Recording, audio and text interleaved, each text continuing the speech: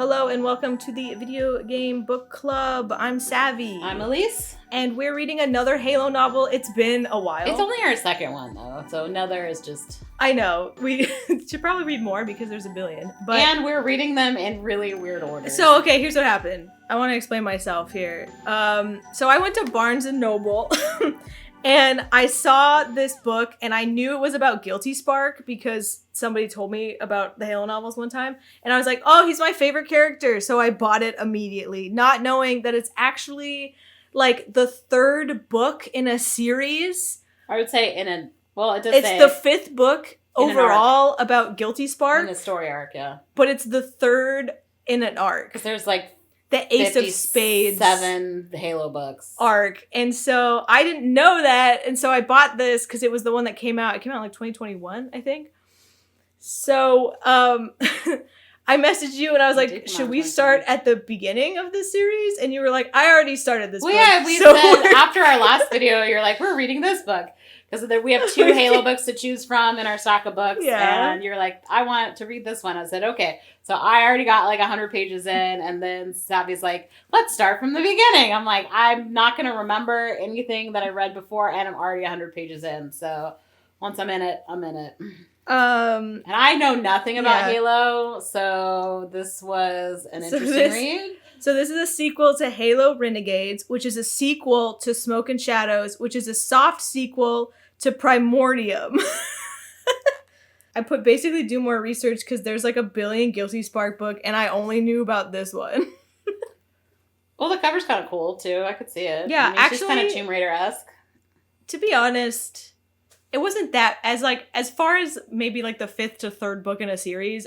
It's readable. And I feel like so often now things just drop you in the middle and then they like go backwards and forward. The Halo books really expect you to know a lot about Halo. I know nothing. Which I was asking questions about planets and what is Halo, and I did a lot of research while reading this book, so I felt pretty equipped. And plus, I just really like Guilty Spark, so I know so much about him specifically, and that's it. So the whole time I was reading this book, I was like, is he a good guy?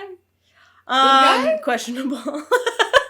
I do have Spark Notes, LOL, on the first 2 books in the series that I took. I again have very little knowledge of Halo. Like I played not the story mode, but what is that called? When everyone shoots each other. Multiplayer? Yeah, I guess so. Multiplayer. Well, it's not like 1v1 because it's a group of people that are just... It's still multiplayer. Yeah. So it'd be the multiplayer. And so I know a little bit. And then we read the last Halo book. I was like, okay. You know how to play Halo. You don't know the plot of Halo. I don't know idea with the plot. But then we read the last book and it had Master Chief. We did Fall of Reach last 2 years ago. Yeah. So we've been doing this for a long time. Where does that fit in this timeline? So before? Fall of Reach is the first one. Okay. The very first book. Well, technically. And this is book 30. Yeah, this is this way later. This has happening before the events of Halo 5. So were we how years wise? Because there is dates in here. Long time. This is 2558. I guess I could. Halo 1, 2, 3, and 4 have already happened. This is on the cusp of Halo 5, but they have locations from Halo Infinite in here, which is interesting. They have Zeta Halo from Halo Infinite. I was pretty stoked that was happening, but to be honest, we don't spend a lot of time on Zeta Halo, so... Okay, so we spend some time in locations from 4. This book is really heavily about the Forerunners, so keep that in mind. Okay, so I found my Halo Fall of Reach, start in my notes. That's a big notebook. I know, I'm in my second notebook this was from April 2024. This is my 8th notebook. Well, I've got the hardcover 5-star, which are pretty awesome. So Fall of Reach the prologue started in 2535. The other, because it happened in a month. So it was 2517 is the dates of Fall of Reach. This book, Halo Point of Life, starts in August of 2558. So 41 years later. All right. Which I feel like Master Chief is not even mentioned in this book at all. I mean, he's still probably kicking, but And well, yeah, because Halo 5's about to happen. He's not mentioned because he's not. It's not about him. It's about Spark. The whole reason I picked up this book was because it's not about Master Chief. It's about Guilty Spark. Sure. So that's why I wanted to read it. Also, there are only like 2 months mentioned in here, but they're like 3 days later or only like a week later. Yeah. So it all happens over the course of like a couple months. 3 months. Yeah. Because we have August and October. So do you want me to read the back before we read the back. Okay. So this is Halo Point of Light by Kelly Gay. She's a good writer. She's good. I want to read the rest of this series at some point. And she has another series that's not even Halo that looks interesting. But so it starts in the back of the book. It's August 2558, and her name's Rion. Ryan. It's just Ryan. It's spelled Rion. Yeah. And so on the Fable, I was like, "How are we pronouncing this?" You said that? Yeah. Oh, I missed it. I was like, is it like Ryan? Like R-Y-A-N? I listened to the audiobook. I'm jumping in here. I listened to the audiobook, and it is narrated by the guy who voiced Guilty Spark. And he did a really, really bang-up job. He killed it. Not only did he do the Guilty Spark voice, but he gave everyone else really great accents. And the audiobook is amazing. And he pronounced it Ryan. Or Ryan. Ryan. Which... Considering, I was like, and we'll get into as we break down the chapters, but the prologue, I was like, what is happening? I have no clue. Who is this point of view? That's why I have the spark notes of the rest of the series. But it doesn't tell you, and you don't find out that it's Spark until like chapter 5 where they do it again. And I was like, oh, okay. So you can tell in the audiobook because he does the voice. He does the voice, but in the book, which is like 44 chapters, I think, and like 320 pages. It's just in italics. But the back of the book is, so Rion Forge was once defined by her relentless quest, hope amidst the refuge. Okay, I'm going to start this all over again. August 2020, August 2558. Oh my God. We're drinking the Halo cherry mint juleps, which are gross. Yeah, we're using the Halo cookbook. That's our next cookbook book club, by the way. So that's kind of why we're reading this book. Probably have had like a third of bourbon making these things. Yeah, we're a little toasted. Yeah. But let me try to read. Rion Forge was once defined by her relentless quest for hope amidst the refuge, should be refuge instead of refuse, and wreckage of a post-Covenant War galaxy. So it says refuse and wreckage. So it's not just the bourbon, it's just the back of the book. Years spent searching for family as much as fortune. But that was before Rion and the crew of her salvager ship, Ace of Spades, encountered a powerful yet tragic being that forever altered their lives. This remnant from eons past, when the Forerunners once thrived, brought with it a revelation of ancient machinations and a shocking, brutal history. Unfortunately, the Ace crew also made the dire enemies of the Office of Naval Intelligence in the process, with the constant threat of capture and incarceration a very real possibility. Now, with tensions mounting, the Oni forces closing in, Rion and her companions commit to this being's very personal mission, unlocking untold secrets and even deadlier threats that have been hidden away for centuries from an unsuspecting universe. That is awful. That's a terrible back. What an awful back. That's not even really it's very loosely what this book is about. Yeah, that was a bad back. If I read the back of this, I'd be like, okay, that's the worst back. Yeah. You're lucky I knew that was about Guilty Spark when I bought it. Otherwise, I probably wouldn't have bought that. Anyway, are you ready to find out what happened in the other two books? Well, so before we start diving into lore and what some of this book is, you gave this book I love this book because it's 5 stars for me, because the audiobook was so good, and even though I probably shouldn't, because honestly it ends a little bit bad, I just really liked it. I had a good time. I finished it in a week, and that's something, because a lot of times I struggle through these books. And I'm like, and you're doing the audio. I'm doing just the audio. So I was looking up how to spell people's names and shit on the wikis, to write it down. But yeah, I did the audiobook in a week. It's free. All the Halo books are free on Spotify if you have premium audiobook wise. Yeah, which is nice. You get the 4 hours a month, something like it went up to 15 because Oh. I know, it's nice. I think it was always 15. I read chonky books, so I kept running out of time. I have to spread it out throughout a couple of months. Yeah, I gave it 5 stars because Does it have sound effects? No, it's not. It's not one of the Star Wars books. It's just because that guy did such a good job. 5 stars for the audiobook. I'd probably give this book 4 stars. But the audiobook, 5 stars. Give it 3.5. It was going to be 4, and then the ending happened. And I said, no. The ending's a little because rough. If you have to send me to the Wikipedia after I read it to see what she happened. Cares about the characters enough to go to the wiki. To see if they're in anything else, and they absolutely are not. So the end of this book is the end of them. And it's so open-ended for everyone that I was not happy with that. Because she's written other Halo books after this. And not with these characters. Who do you email about this? Do you email Simon & Schuster or... Xbox?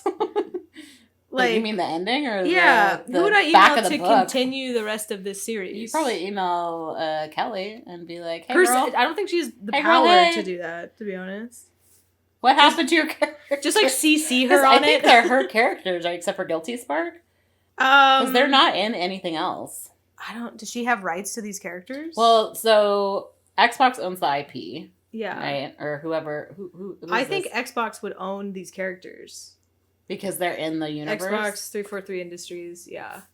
I think Xbox would own these characters because they could use them later on. Mm-hmm. They would make appearances. I'm sure they do that all the time. But like, I'm gonna need you to pitch another book to Simon & Schuster. Yeah, I don't know who to talk to about this. Who do I talk to about this? There are websites on the back, but HaloWaypoint.com and Xbox. Just email Simon & Schuster, Xbox, and Kelly. Yeah. CC a couple of them, and then be like, "Listen, I need to know what happens to these characters. Okay, I will buy your book. I don't know if that would matter, but you might as well give it a shot. Let people know you care." Yeah. She can be found online at kellygay.com. I'm coming for you, Kelly. Get questions for my email. Okay. I have the Guilty Spark notes on the first 2 books in the series that I took before I started to read this because I wanted to know what happened. So get ready. Mm-hmm. So, Halo, Hunters in the Dark, the Rubicon team is what we're going to talk about. They find a corpse of 343 Guilty Spark. As they get the data from it, Guilty Spark takes control of their ship, which is called the Rubicon. Well, so Guilty Spark is what? Guilty Spark is... For those people that don't know about the world of Halo, a.k.a. myself. Well, why are you listening to this? I can't help you. I'm going to gatekeep you. So when they find Guilty Spark, is he an android? So he currently is a ball. Okay. Like the thing like that you're making out of the Legos? Yes. I am making the Guilty Spark out of the Legos. He currently is a ball. So it's like busted up and destroyed. He's like Wheatley from Portal, yeah. But like you assume these people don't know about Halo, but they know about Portal. Everyone knows about Portal. What? But everyone knows about Halo. I don't. I know more about Portal than I do about Halo. Which we read. So you're just assuming everyone's just like you? Yes, you're talking to me right now. Okay, I'm gonna talk directly to you. Okay. So. You know Wheatley from Portal? Yes, I do. Somebody's an orb. Think of that as Guilty Spark. Okay. No body, just an orb. So Wheatley from Portal is destroyed, and they find the corpse of 343 Guilty Spark, this Rubicon team. They're called the Rubicon team because their ship is called the Rubicon. Yes. And so they take Spark onto their ship. Spark takes over the entire ship. He, locks the crew up, and he's like, I need to search for the librarian. And so... he goes and does that. Spark then crashes the ship and kills the entire crew. Where does he crash it? In the crash. I don't have a note of where he did it. I know this is the book Renegades. The previous one where people picked him up was called Hunters in the Dark. That's that book. This one, we're in Renegades, which is the prequel to this one. But not the first one with Rion. We're not about Rion right now. The ship he crashes the ship, he kills the entire crew, he transfers his mind into an armature body, which is a Forerunner, fighter. Giant robot man. Who's on the cover of the book. On the cover, that's what the Forerunners use to fight wars with. He's just a giant robot. Like a transformer. So he is in the armature body. He buries the crew because he's not such a bad guy. He just killed a bunch of guys. But he's killed many more than that. And now he sets up a distress signal. So then the UNSC gets the data from the Guilty Spark thing. And they're like, okay, that the Rubicon sent them. So like they took data from Guilty Spark. And they're like, okay, we're setting up Project Bookworm. And we're going to capture 343 Guilty Spark. We are the UNSC. Is it Bookworm because they're going after the librarian? Kind of. He also, is full of knowledge. So, okay. He's like an ancient human, so he knows a lot more than. Yeah, because he was, like, it says in this book he's lived for like 100,000 years. Yeah. He doesn't remember like any of it. So, well, he got his memories back by the time we read this book. He remembers being a human being. Yeah. So enter Rion Forge. Rion Forge is the daughter of John Forge, the guy from Halo Wars. If you play Halo Wars, you play as, not really as John Forge, but he's like the main guy in that game.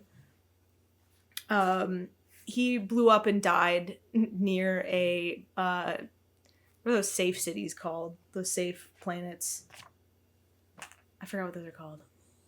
Doesn't matter. Halo Wars doesn't matter. He's dead. That's all you need to know. John Forge is dead. He died a hero. Important in this book because they didn't know what happened to him, and then Rion finds out. Sacrificed himself. Saved his crew. And the world.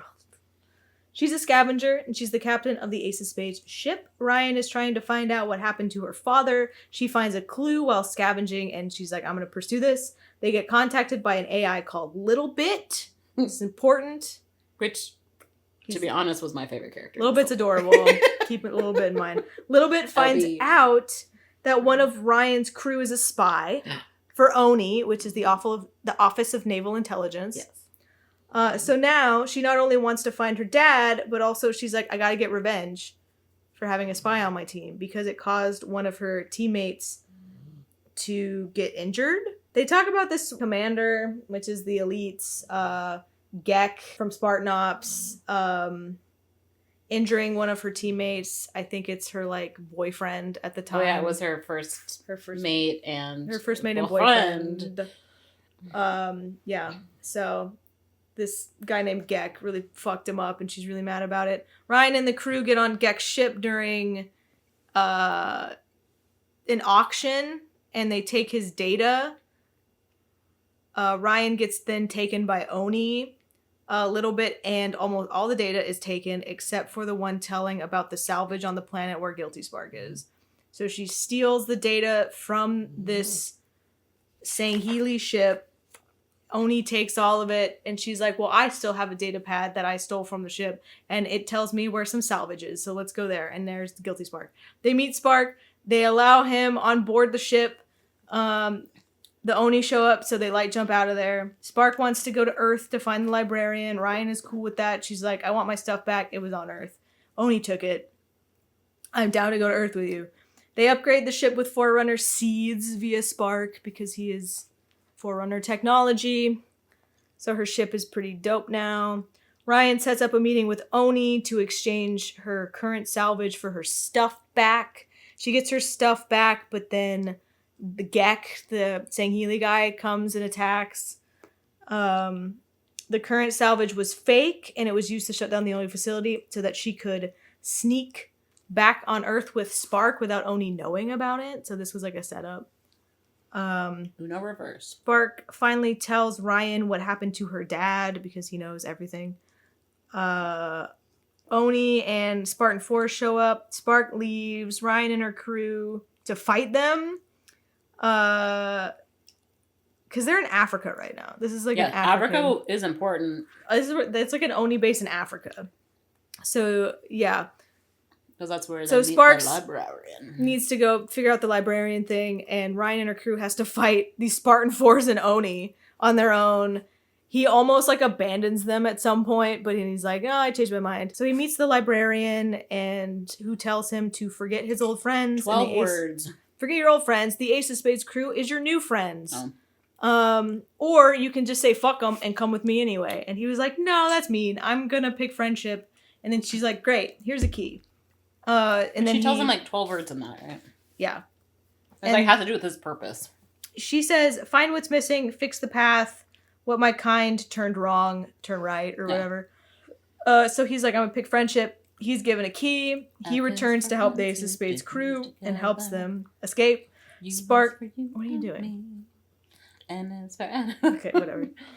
A Spark gives Rion a message. Her dad left before he died. She cries. They hold a funeral, and now Rion wants to go find the Spirit of Fire, which was her dad's ship that blew up. Now we're in Halo Point of Light. That's all you need to know. Oh, okay. That's your backstory. I would say, as someone who didn't know any of that information before reading the book, the only thing that was... So, like, we learn early on about the librarian and the key. I didn't know what would be important dad. because I took these notes before I read the book. You get to the whole boyfriend thing. Her boyfriend died.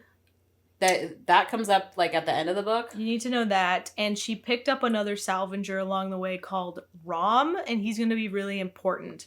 Yes. I like him. Yeah, I liked him too. So that's pretty much all When did she pick up Lessa and Nico? They were already on the team. They were always on the team. Always on the team? They're always on the team. Because they talk about their past a little bit in here, and I thought maybe that their past...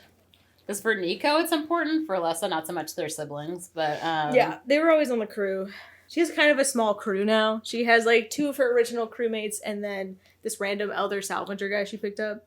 So did you feel... Because while that information was probably helpful, I don't know if I totally 100% needed it to know what was happening in this story. Not really. Did you feel like you needed that information before reading the story? I mean... Or could you read the story without it? I think knowing Halo stuff is important because there was a bunch of stuff that I was like, what's that? But I don't necessarily think knowing their backstory. She thinks my Spark notes are bad. No, because like sometimes when we jump into these series, like that's I'm sure that's great information because I know nothing about Halo, but because that's also important, like on Book Talk and stuff like that. When you have a book in a series, to know do I have to read them in order, or can I just read the one I want to read? I don't... What is your suggestion? Do you think you should read the first 2? And then this one? Or is it okay to read it out of order? I don't know. My circumstance is different, mainly because I know, a little more about Halo. A little bit. About Halo and Guilty Spark. I think doing the research ahead of time, it was handy, for sure. I would be bothered by it, but that's a personal issue. Some people don't care. A little bit. I was like, who's little bit? Some people really don't give a shit, and they just jump into whatever. I give a lot of a shit, and I need to know. I need to know what happened ahead of time. Otherwise, it's going to really bother me. Like, if somebody says something, and I'm like, the fuck do you mean by that? And it was from, like, a previous entry, I'm going to look that shit up, because it bothers me to not know things. But I felt like for the whole Nessa and Nico thing, which their backstory is sort of important at the beginning, but I feel like that's not in the other stories, right? Well, considering I had the wiki up the whole time, I don't think you technically need the other books in the series. You could probably just jump into this one if you care about Guilty Spark only and you want to see him be redeemed. Because this is basically a thing about friendship and Guilty Spark and learning to have humanity again. Because, so, I think it would be fine. It does a pretty good job of summing up, like, people's issues and... Is the Forerunner stuff, like the librarian stuff, that was kind of, I'm like, they're different species... But it was hard for me to picture, like, what they were, because I'm sure that's all, like, Halo lore stuff. I mean, they're just kind of lanky humans with 6 fingers? With 6 fingers. Or 4 fingers. I think they have 4 fingers. I thought it was 6, because she's like, you have 5, and not 6. Well, she has 5. Yeah. I feel like my circumstance is going to be different than your circumstance. Viewer discretion advised. What do you think? Do you think people need to read the other ones in the series? I got most of what was happening. I would say I got, like, 80% of what was happening in this book without knowing that much about... Halo or Forge, which is you don't really need to know about her dad. It's not important. Because that was like the hardest part with doing these, like doing this podcast, is knowing what's important and what to write down and what to know. And so at first I was like, oh, is this guy important? Is this person important? Are we ever going to see this character again?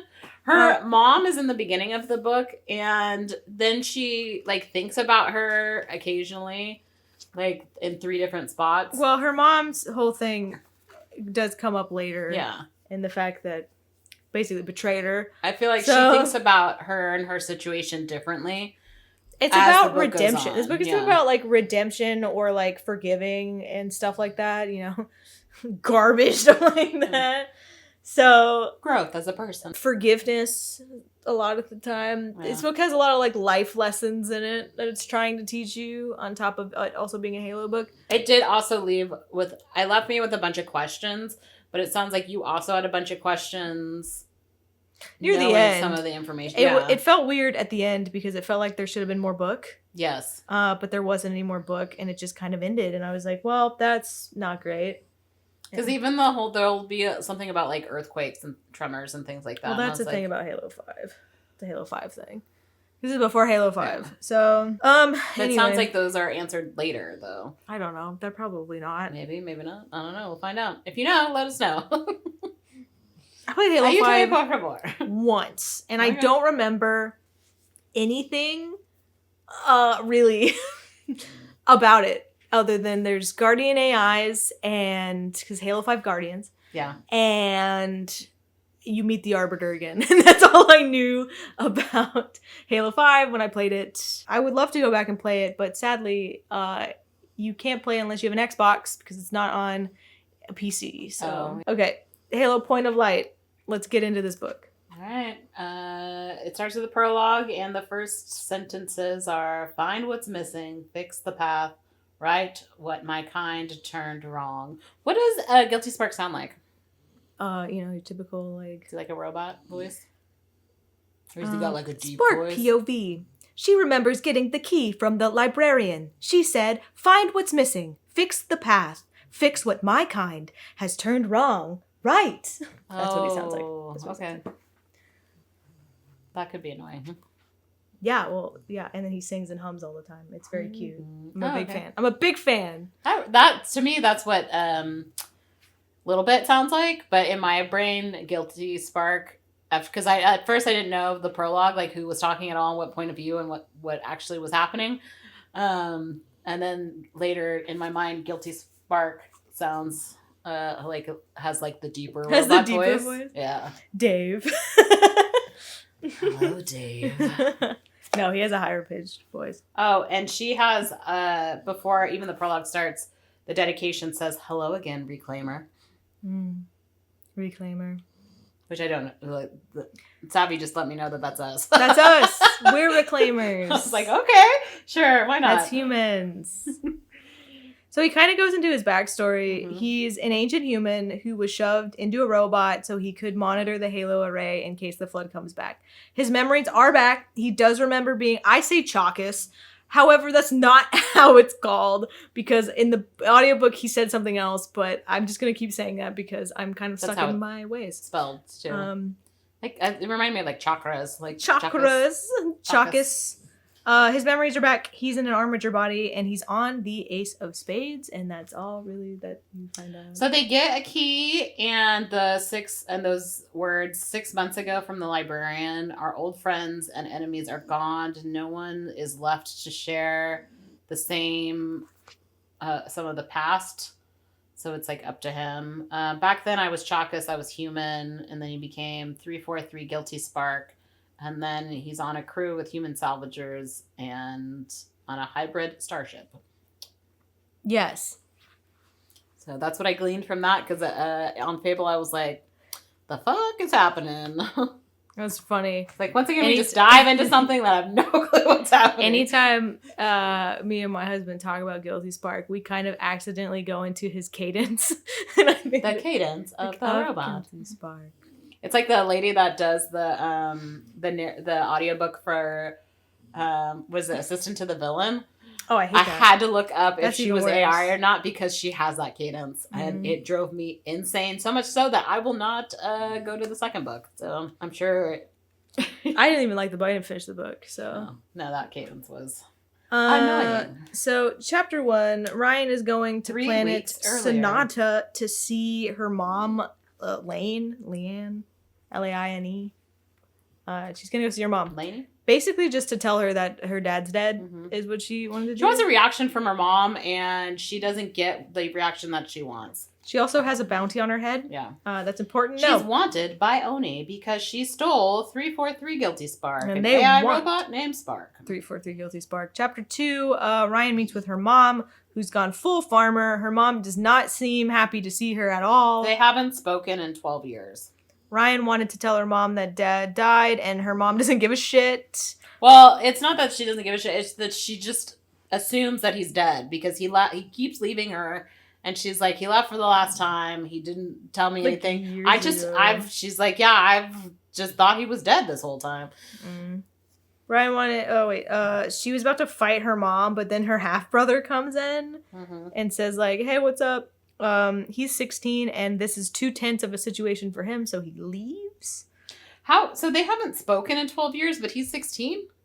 Oh yeah, she was pregnant when she was younger. Because they from another man. Yeah, so Rion left 16 years ago. Yeah. And but they haven't spoken in 12 years. So this is why Ryan's so mad because she's like, you never told me. And she's like, you were pregnant when I left, and you never told me that either. Like before I was gonna leave, like messed up. I feel like you're siding with the mom. Are you siding with the mom? I liked the mom's quick retorts, but at the same time, Rion is also an adult now, and that relationship kind of changes as you get older. Rion is looking at it like she's her still mom like the daughter. Sucks ass, and let me explain why. They yell at each other. Rion leaves. Her brother's name is Casey. Yes, she runs into her half brother. Her half brother's really nice, and she's like, your mom really missed you, even if she doesn't express or say it, because she's emotionally fucking stunted. And he gives her a data chip and is like, hit me up whenever you want to talk. He says Oni gave your mom a transponder. Yeah. Because Oni came to the house because she's wanted. So Oni came to interrogate them and the people that lived near them. Yeah. And they're like, anytime you see your daughter, you should hit up this thing and then we'll come arrest her. And so the mom, and he was like, oh, be nice to her because she waited until you left before hitting the transponder button. Anyway, she definitely hit the button. So, like, you need to GTFO. And I was like, are you fucking But serious? Ryan's also, like, so the whole thing with the mom is that the dad kept leaving because that was his job. And he left one time too many and he never came back. And because he died. Yeah. But... and nobody told her. You put your military job over your family, and it's a risk that people in those types of jobs She married a military guy. Yeah, but it's the risk that those families take, which is true. And like every time police officers leave, every time firefighters, every time military people, there is that very real possibility that they're not coming home, and to have to live with that. You chose to marry a military man. It's still difficult. The fuck off, dude. This mom sucks. She called the fucking FBI on her daughter. Did the dad leave and left her alone with this daughter? Then the daughter also left her after years of her mom being a piece of shit. The dad left and died, and then the mom was being a piece of shit. And now she has her son who's 16, and Rion goes and says like, "Oh, I'll take you to the stars. I'll also let you leave our mom." So, like, that's part of the one But she doesn't hear her say that. On top of that, like, the kid is like, maybe later. Yeah. Like, it's fine.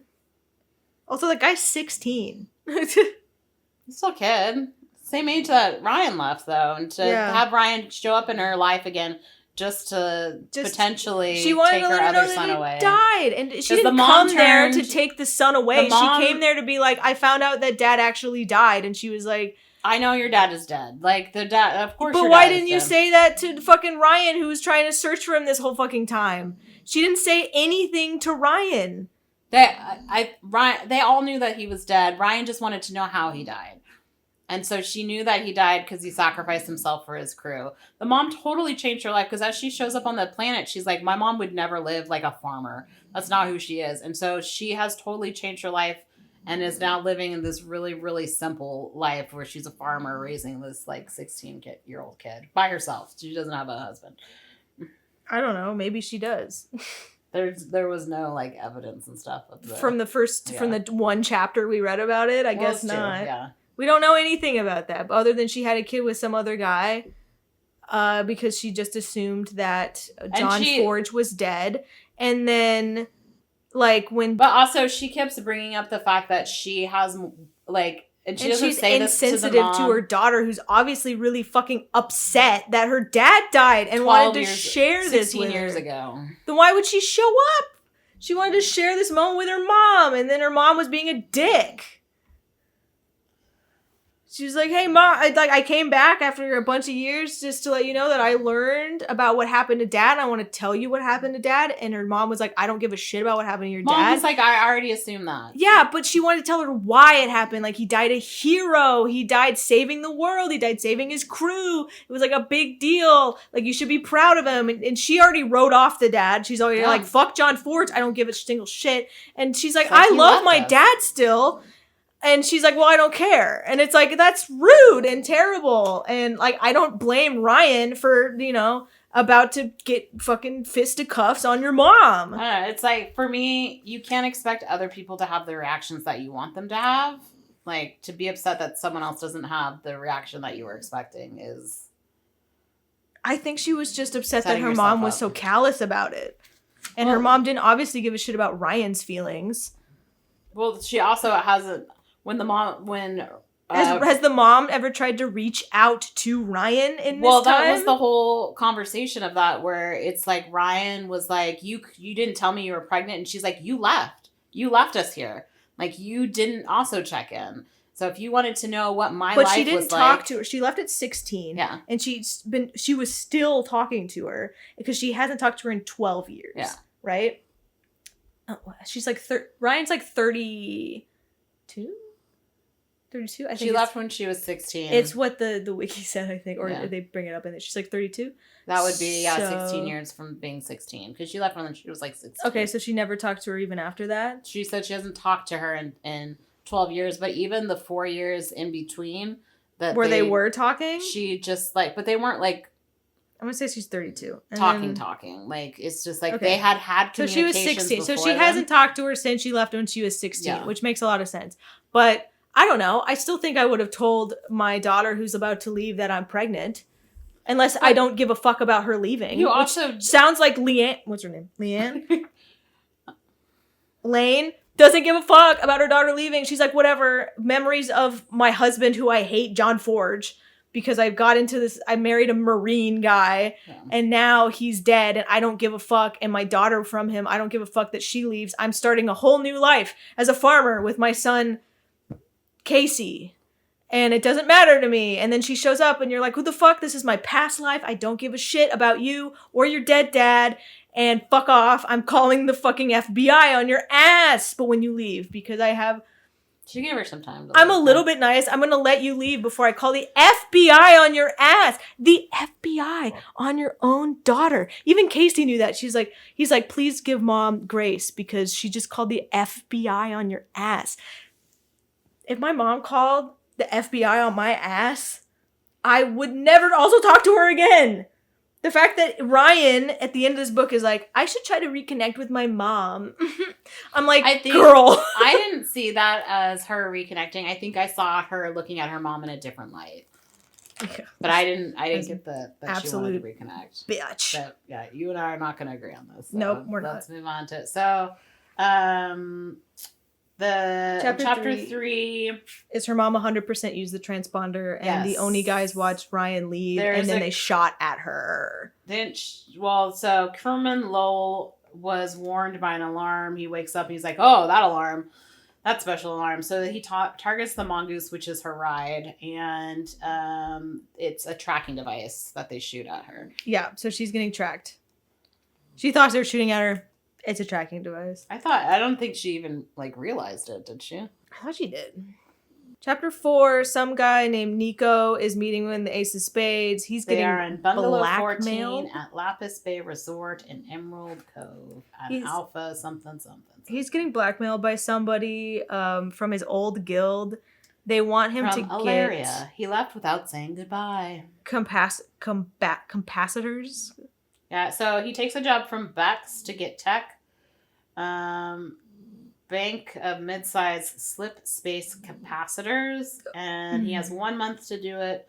So he's like, I gotta steal them because I don't have the money to buy them. Or his secrets will be revealed. What his secrets are, I think it's just they're gonna report him to the police. It has something to do with his sister, because that comes up later where he's like, he doesn't even tell his sister the whole backstory about it. I don't really know. And so I feel like he's trying to protect his sister, but at the same time, Nico seems like a guy that protects himself. This might have been a thing in the other books. This will come up. This is kind of a pointless side plot that is happening, but yeah. It is pointless. Like, this could have not happened and it would have been okay. It's really weird. I feel like I maybe missed out on some things from, like, maybe not the book previous, but like maybe the one before that about Ryan's and her crew. Yeah. But yeah. So chapter 5 is Spark's POV. We are on Ace of Spades and because like at the beginning of each chapter it tells you like where you're at, and sometimes it's POV. Yeah, is, at least the start of the POV, because sometimes it does switch. So chapter 5, it's in italics again, and this is where I knew that Guilty Spark was the person in italics. I knew because of the audio. Yeah. So I was like, oh, okay, now I know who this person is. It's memories, the librarian's experiments. I was like, what's in Scylla? So I had to look some stuff up. He summoned Rion to the deck. They talk about the key that they got from the librarian. The key changes shape. It's got a sigil on it that is like the halo symbol. They're going to meet with the rest of the crew in Emerald Cove, and then to the halo that they need to go to for Spark. They kind of talk about what just went down on the planet with her mom. Like, it was kind of awkward. Spark's like, do you want to talk about the thing with your mom? And Ryan's like, not really. Anyway, I dream about the librarian sometimes. Is that normal? And he was like, yes. So they, for those of you that are non-Halo people, Spark can project himself into the computer system, and he becomes like a hologram. And then he goes into or he can like shoot his consciousness into his, I don't think he becomes like, a armature. hologram. So that's what it said. But he can go from his armature body into the ship, and he can become the ship's AI. Yeah, and then he projects a hologram for them to look at, to talk to. I'll believe you. Chapter 6, they pick up the crew, Lessa's POV, this Nico's sister. They wiped the system logs for the Spirit of Fire, which was the dad's ship, right? Yeah, Rion Forge's ship. So chapter 6 is they pick up the rest of the crew. It's Lessa's POV. She's Nika's sister. She's just chilling. And then Spark comes in asking, so are you going to tell them your secret? And she's like, no, not yet. Now Nico and Rion come in. Nico and Spark are trying to bring back Little Bit that Oni took, destroyed. I'm not 100% on that one. But they're looking through its fragmented code, and they're trying to fix it so they can bring it back to the ship. Lessa's secret is she wants to go to college. That's it. She wants to go to college. Ram comes in last, or Rom. I know it's spelled Ram, but it's Rom. Because it's Ramsey. But in the audiobook, they say Rom. So. But his name's Ramsey. But it's Rom. Rom. Okay, Ramsey? It's Ramsey. Ramsey. He comes in last. Rion starts the meeting. Spark says the key belongs to the Halo installation, or Zeta Halo, which is the one from Halo Infinite. They have to meet with a cartographer on Zeta Halo, so they're going to set a course to go do that. And that's where he lost his body and became a machine. Yes, Zeta Halo is where they turned people into the monitors and a bunch of other stuff. And my quote that I wrote, it's good to be back in the game. Chapter 7, Spark's POV again, just thinking about his past while everyone is asleep. He's talked about fixing Little Bit, how the librarian imprinted ancient human brains to preserve them when the flood eventually kills everyone off, as you know. Mm-hmm. Chapter 8. They talk about the flood a lot. And the flood's so, important. although I didn't know totally what was happening, I picked it up pretty quickly. Zombies. Sure. Zombies take over the world, and the only way to stop them is by firing the weapon on a halo ring that will destroy all of sentient life. And that is what Spark does. And Spark does that once, and he's haunted by it forever. Mm-hmm. So it's like, oh, I killed a bunch of things. Killed things so that other things could live. Yes. Chapter 8, they arrive at the galaxy where Zeta Halo is. There's only 12 one kilometers from Zeta Halo. There's only one planet here. And it took them 6 days to get there. Which to me becomes important with with space travel because of what is going to happen later. The fact that it takes days to get from planet to planet. But also I was like, is this a planet or what is happening? Well, there is one planet. It's the anchor for the Halo installation. Halo is kind of like a planet, but I don't know. Is it like a ring? It's a big ring. It's a ring around a planet. It's a ring, and it has like, lakes and stuff on it and artificial gravity. It's like a space station. It's like a space station, but it has live stuff on it because they use it to preserve things and hang out in. And for Zeta Halo specifically, it was like home for some people. Like there's civilizations and cities on it and stuff. So they were, bless you. Bless you, Rusty. UNSC have ships here. They have a freighter and 2 destroyers, and they're like, oh man, we have to sneak past these guys. Yeah, there are 3 UNSC ships orbit the planet. Zeta Halo awestrucks everyone. They're like, ooh, it's so cool. Zeta Halo. And they scan for the cartographer facility. Chapter 9 is Spark's POV yet again, basically talking about the Halo rings. People used to live on Zeta, which is what I talked about before. Zeta is the only remaining ring from the sentient array. Sure. He was captive here as an ancient human. I do not forgive. This is where Mendicant bias turned him into a monitor. He's still pissed about it. I do not forgive. I do not forget. Is that what That's how he sounds. That's how he talks. I'd rather have this lower. Oh, whatever, dude. You don't know him like I know him. Yeah, that's exactly what he sounds. Actually, that's the voice he did for Little Bit.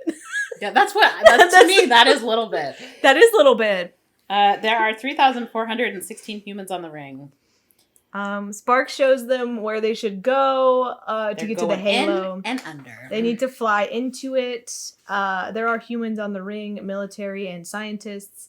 The monitor of this ring doesn't seem to be functioning at 100%, which we see in Halo Infinite. Despondent Pyre, my love. I love you too. I love orb robots. I love them so much. There's a lot of them in here, so... There's a lot of them in games in general, and I love them a lot.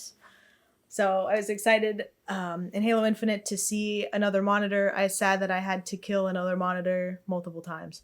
Humans have been here since 2555, and the monitor hasn't done anything about it. So Spark was like, I did try to call it once, but it did not respond. And it is called Despondent Pyre, and it is not answering my phone calls, so I guess it's not operational. Spark has a plan on where to land, and then we're on chapter 10, where they burn through some vines. This is important. Yeah, so they land in mountains and out like in thrash vines, and they burn them to find a hidden, abandoned city. They're trying not to like let the UNSC know that they're here, so they're like, what if we like slowly burn these vines to get through? The power is off at that facility. Spark seems to think there isn't a threat of the caretakers or the flood. He's like, there is a possibility that there are some flood parasites here, and everyone's like, the fuck, dude? The group kind of panicked at the mention of the flood because, zombie apocalypse. Yeah.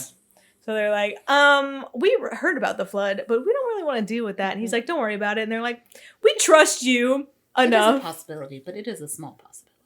The group panicked. Oh, I already said that. They finally landed in a sort of tunnel. The cartographer is through this tunnel and up. They have to take a pod to go up because it's like it's a steep cliff. Yeah. Spark, Rion, and Ramsey are going And everyone else is staying behind, Lisa including and- Nico, which is strange Yeah. because usually Nico is like, I want to go with you. So he's like, I'm staying And behind. Lesla's like, weird, dude. And everyone was like, that's weird. Mhm. You're being weird. Why are you being weird? They head out. Spark seems nervous because, you know, this is where he got his mind sucked Okay. out of his back and turned into a robot. So Rom tells us a little about Sangheili lore. The because Hall of he- Eternity.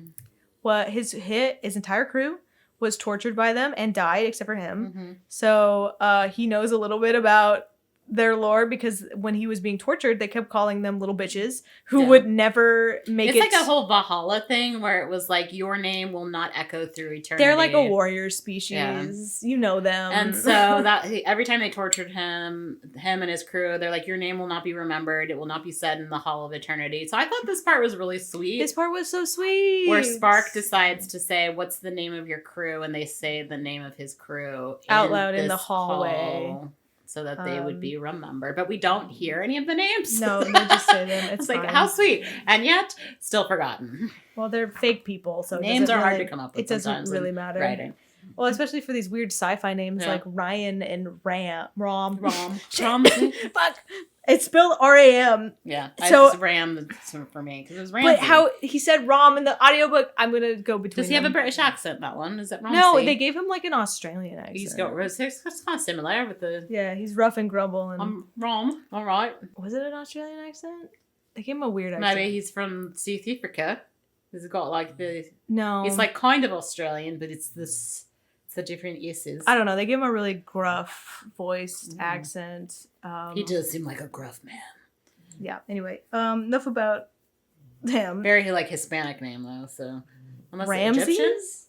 This is like they have his name later, his full government name. What is his It's full full government? Oni name. Like what chapter was he? When he being was getting interrogated? interviewed by Yeah. Oni. Spoilers, I guess, but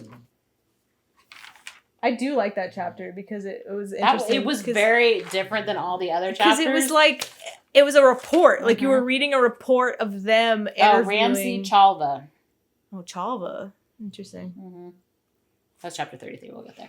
Anyway, chapter 11 is Sparks' POV. Thinking back to the last time he was here, being having scanned and flashbacks. sorted with the flood. Because the flood was over here. I remember everything. He sometimes meditates That came and thinks after. about water to calm down because he is, a native human. I will never forget. I will never forget. He remembers his mind being painfully, it sounded like sucked out of his back, which is strange, to be turned into guilty Spark. And it says that he will never forgive and he will never forget. And I understand because I also will never forgive or never forget. So, Chapter 12. same. We're on the Ace of Spades with Nico and Lessa, and they're eating Noodles. She wants to tell her brother about the university dreams, but she's like, but you seem really weird, and the fact that you didn't want to go with them is super strange, so do you want to, like, talk about it? And Because he's that doing was stuff on his console. out of character. And she's like, well, that's weird, because he's on a secret mission. but she also, because he won't talk about What what's he's wrong looking with for, him. yeah. And so she's like, I'm thinking about going to university. And he's like, sounds good. Yeah. Like, He's wait, on what? board and she's mad because she's like, that means that I'm leaving. Yeah. And he's But like, also they're wanted. So how does that work? When you're a wanted criminal, I don't know. Well, I mean, Spark brings this up later because Yeah. he does help her get into university by creating her a fake ID. yeah. But anyway, she storms off and she looks through her brother's stuff. Yeah, because he his goes search to history. look for something. He's like, fine, I'm going to go through his he's- search history. So he sends out Michelle, who's one of his drones, because he's Mm-hmm. got 2 lady drones, and then he's like going to check something else, and so she looks at his backlog and finds out what he's looking for, and she's like, "What?" And then the ship, like something hits the ship. Yeah. So she kind of snoops through and is like, oh, he's in deep somewhere because he's looking for scrap right Yeah. now. And what That's- a weird place to look What for a scrap. weird place to look for scrap. And then something hits the ship, and then a bunch of stuff hits the ship, and now the ship is like moving, and stuff is sticking to the ship, and they're like, oh, that's not good. Chapter 13 is Sparks again, POV. They're navigating the pathways, hacking panels. You know the They drill. got a pod. Rom finds a broken monitor. They find a pod. They like jump all the way up to the cartographer room. Spark restores power to the facility before they do that. He's like, I remember. The monitor looks dead. They find a monitor. It looks dead. But it's not the main one, Despondent Pyre. It's an executor construct. Executor? It's another one. Yeah. It's like a side one that is there to check on them or whatever. Spark summons a pod. Yep, they travel. They go real fast. They step out. Basically everything is destroyed up there. Spark is remembering too much. Mm-hmm. He's trying to lock it in, but he's like, I remember being plugged into my Halo ring and I'm having a hard time. They are approaching the cartographer area. It's blown up a little bit in there. It's pretty destroyed. And they have like a balcony that shows the rest of the Halo ring. And they're like, wow, Sigourney, beautiful. Lessa then gives them a call, but it's patchy. And she's like, something, ship, save. And then Spark was like, when did I lose connection to the Ace? So I wasn't paying attention because I was in dreamland. Before they left, he was like, I'm going to stay connected to the ship the whole time, so you don't have to worry about anything. And she's like, cool. Everything. So anyway, Rion is like, I thought you were looking after the ship. And he's like, I thought I was too. But I guess we lost connection. And this brings us back to the Ace of Spades for chapter 14. Like, they don't really abbreviate the name of the ship to the Ace. I would just call it the Ace. It's a full-ass Ace of Spades. The ship is rocking. Lessa's having a hard time reaching Rion. A drone is sent out. The drone that Melissa, they sent out to search for scrap. He's like, we can see what's... It's like coming back so they can see what's on the ship. And they see... these big black spots. Yeah, just black spots and claws. And they're like, that's not helpful. I don't know what that is. The ship is dragged into like a pit. They're trying to strap in because they're just kind of flying all over the place and they're having a little trouble with that. They free fell down a pit. The Ace crashed. Lessa passes out. She wakes up and she's like, my brother! But then she passes out again. Yeah, so she unclips herself and tries to like crawl to her brother, but then she passes out because he also looks like he's super injured. Yeah. And the ship is being moved like this whole time. Like it's being dragged. Yeah. So she, like, at one point had tried to use the, what are they called? What? The panel? No, where it's like never mind, I don't know. To, like, burn her way out of there, basically, and able to, like, control and move another place, but she wasn't able to do that, and that's when they crashed, and her knees went into her forehead. Oh, yeah, she, like...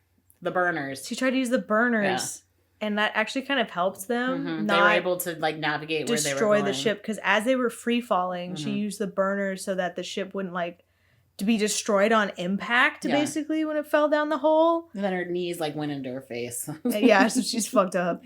Chapter 15. Jinx, Rion, Rom, and Spark went back to the ship, and it's gone. Oopsies. And they look down into the pit, and Rom's like, check out his binoculars, I guess. He's like, I can see it. It's down there in the darkness. So Spark's like, let's take the pod. So they go into the pod and they see like a bunch of purple crystals. The crystals are humming. And that is interfering with their comms. They find the Ace of Spades in the crystal cluster. And it's covered in something pitch black but has eyes. At first I was like, I thought they were black sheep. But then I looked back again and it says black, like fox, like butterflies, because they have wings, but they have fur and they have fox faces. Fox birds. They head towards the ship. The creatures are creating electricity, which is also causing comm issues. Not just the crystals. It's all bad. Yeah. And then this orb comes out of nowhere. A blue silver orb approaches. Yeah. And it is submonitor adjunct verity. Verity meaning truth. When they walked up to the ship, the creatures did scatter, but then the monitor showed up, the sub-monitor. Adjunct Is it Verity? You're right. Yeah. Verity. So Veridity. Submonitor adjunct Verity. Question Spark. Calling his Ryan. his because he's in the armature that suit, and she's like, "That's inappropriate." Ew. What the fuck? Ryan and Ram. No, Ryan ran ahead. Shit. Because his name is Rom. Rom ran. But Ryan Ryan ahead to check on her ship. Spark. She's like, Spark can deal with the monitor. I don't really care about this the orb. door opens and Lessa and Nico like hobble out. They do not look good. So they are banged up. So Rom is going to take He's them. like, I'm going to take you to Med Bay. Ryan, you stay here and figure out what the hell happening. Sparks up with the other monitor, who explains those creatures lay eggs in those vines. They are the Tullians. And they are protective species, and they, and why they were attacked is because they need those vines, and you burn those vines. As there are eggs in it. Yeah. So this is a defensive mechanism because they thought you were attacking their young, because you blew them up. Mm-hmm. So that's why they attacked your ship, so it's your fault. So it's your fault. They told Verity. We're here for the cartographer, and he's like, follow me. Yes. 16? No. Oh, because I think it's a female monitor. Sends help to because that's the way that he voiced her.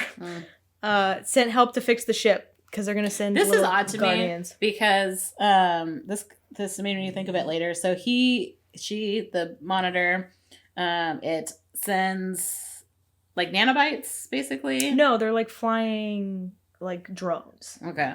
To fix the ship. Yeah. The ship is all broken. Ryan's not on the happy bottom. about that. However, there is a tracking device on the ship that they never find. Yeah. And it ends up being on the outside of the ship because when the mongoose goes into the ship, there was a satellite. And that's what we didn't explain before because it was definitely mentioned. But there was a satellite in orbit that when she got on from the mongoose is the little ship, the little like, I want to say it's probably like a... It's like an ATV. Yeah. Like an ATV, yeah. And so she uses that to get to the ship. And then when the ship goes in the orbit, there was a satellite out there that put a tracking device on the outside of the Ace of Spades. So this thing is fixing their ship. And doesn't notice doesn't notice that there's a tracking device. Maybe they just think it's like supposed to be there. I don't know. Yeah. Well, it said later on that it like blended in with the signal. Yeah, like it talks about it late, like at the end of the book. Amazing that Oni created the tracking device that Forerunner technology can't pick up. I was like, that's a little inconsistent. But yeah, so also maybe they just didn't go to that part of Ryan is not happy about having these weird drones fix her ship. And so Spark's like, I will pay attention. And I will keep track because he did such a good job last time. Not like these crystals and these electric butterfly foxes aren't going to cause problems. This halo ring is where Mendicus Bias's heart was. Data is actually stored in the crystals. Yeah, so there are different memory, they're people. They're like imprints of people are in these glowing, but then also the like fox things were eating the crystals. So the data is in the fox thing, so that's why they're a protective species because they have they put human and Forerunner like data imprints in the crystals, and it's like you download your personality, and then crystal. like somebody ate it, so they're part of you now, and it's like that. We're all in this together. Imagine. Okay, doesn't matter. Chapter 16, Spark's POV. He's thinking again about when he was turned into a monitor. Installation 7 and the librarian. You used to have to monitor the humans of the Ark for the librarian. That's like his first job. Yeah, this is where they tell us that the crystals hold data and memories. Yeah. So he's like, I used to just have to watch a human colony once back in the day. Spark asks Veridity about the librarian's time here. Most of the time was spent on the cartographer, but also giving the monitors purpose. Yeah. So this place makes Spark question their purpose, and they talk about the ring of purpose. After they decided they're not going to preserve humans anymore, human essence memories were preserved in crystals. It's like a graveyard. Like a memorial. Spark doesn't really know what to do with himself. He questions his purpose. Ryan has to remind him, you're a special boy. Keep going. They arrive. You too will become a real boy. They arrive at the silent cartographer, and it is just a big map. They open the map, and he's like, that's strange. A record's missing. How weird. And Veridity's like, I know. I don't know who erased it, but other than that, it is our map is perfect. Other than that one thing. And Spark is like, I am intrigued. But also, we never figure out what that is. Yeah, that was a red It doesn't herring. matter. Maybe it comes up later. Bunch of nerds. And I don't remember. Spark slides the key into the console. It brings up a bioscanner. Rion has to place her hand on it because she is a reclaimer. Yeah, she was chosen. The map rearranged itself. It's another coordinate, and then it gives them a smaller second key. And she's like, I think this fits together. So she fits it together. And now it's a slightly bigger key. And then a portal opens, and it swallows Rion up. And she's like, she reaches out for Spark, and Spark just takes the key from her and lets her go through the portal. This was... And at that point, I was like, Spark! Yeah, Spark's bad guy at this point. Spark, that's really bad. Also, worst communicator in this whole series. So chapter 17, we're back at the Ace of Spades. The repair drones are working on fixing the ship. Rom sees Spark walking, but no Rion. Mm-hmm. And Spark goes on the ship, and Rom's like, I have bad vibes about this. Yeah, and Spark doesn't talk to them or tell them anything. He just comes aboard and gets ready to leave. I think he knows, not to put words in this robot's mouth, but he knows it looks really bad. Yeah. Him just coming back by himself. Hey, she got yeeted somewhere else. We gotta go get her. Spark just starts up the ship and doesn't talk to them because they're like, where's Rion? Yeah. We're missing someone, dude. Spark has control of the ship. He's not answering their questions. Finally, Spark's like, she is gone, and she's pulled into a portal.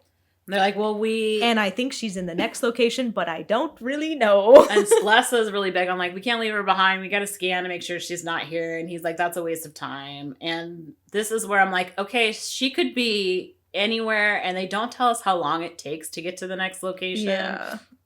And they talk about the fact, is this the one where they talk about how much stuff she has on her vest and stuff? Oh, I don't know.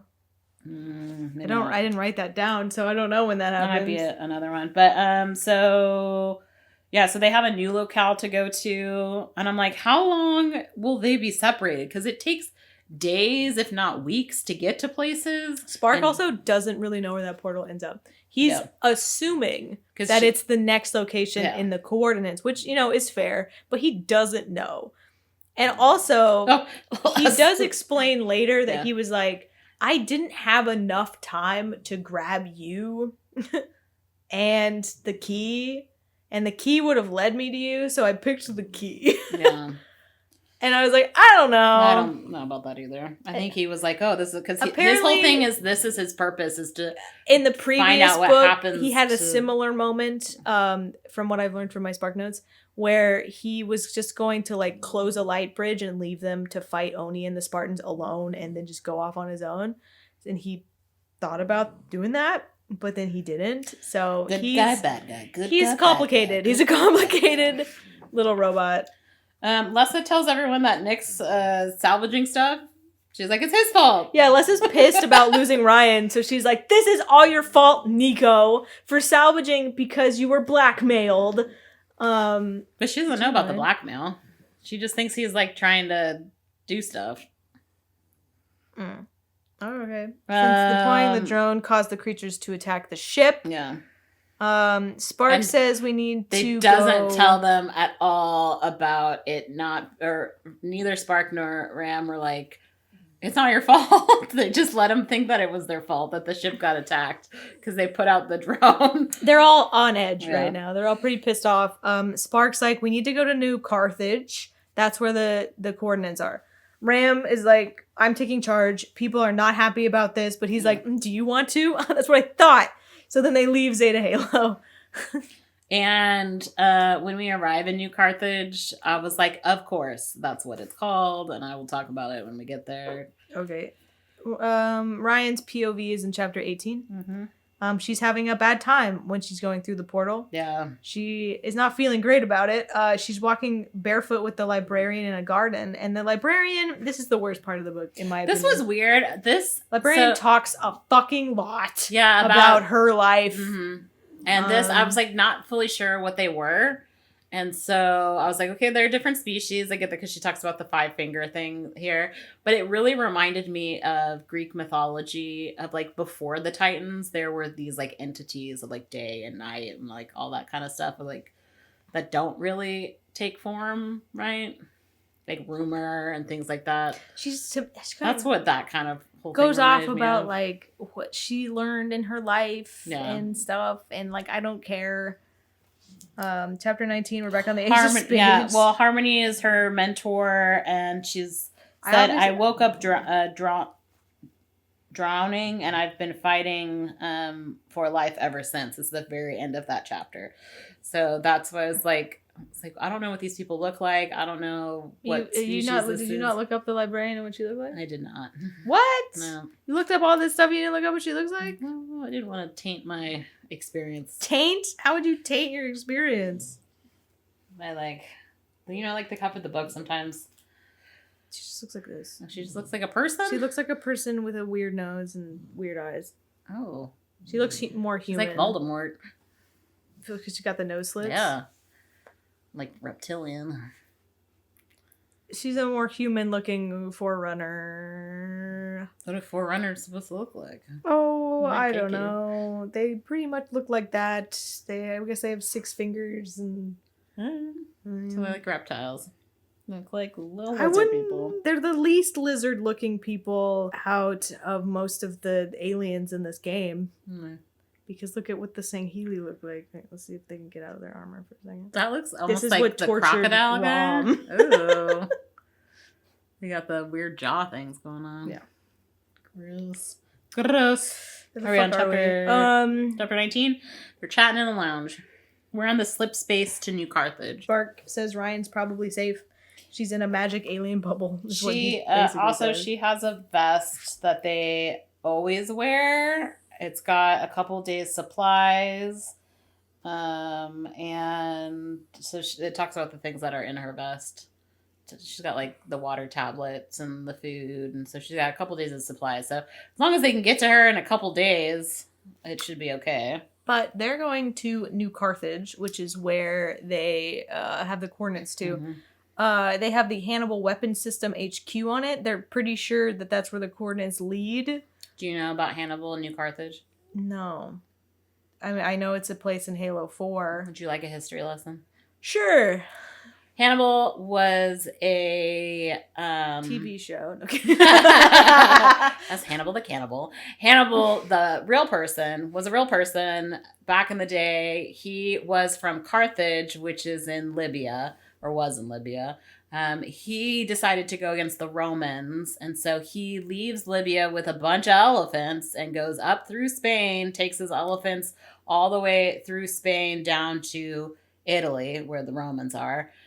Which is where... How many elephants are we talking? Lots. Napoleon got his idea for the elephants from Hannibal. A bunch of elephants died in the mountains coming down, so he should have known better. Less elephants now. But the elephants were strategic for him to be able to defeat the Romans in a couple battles. So if you are a battle historian, you will for sure study Hannibal.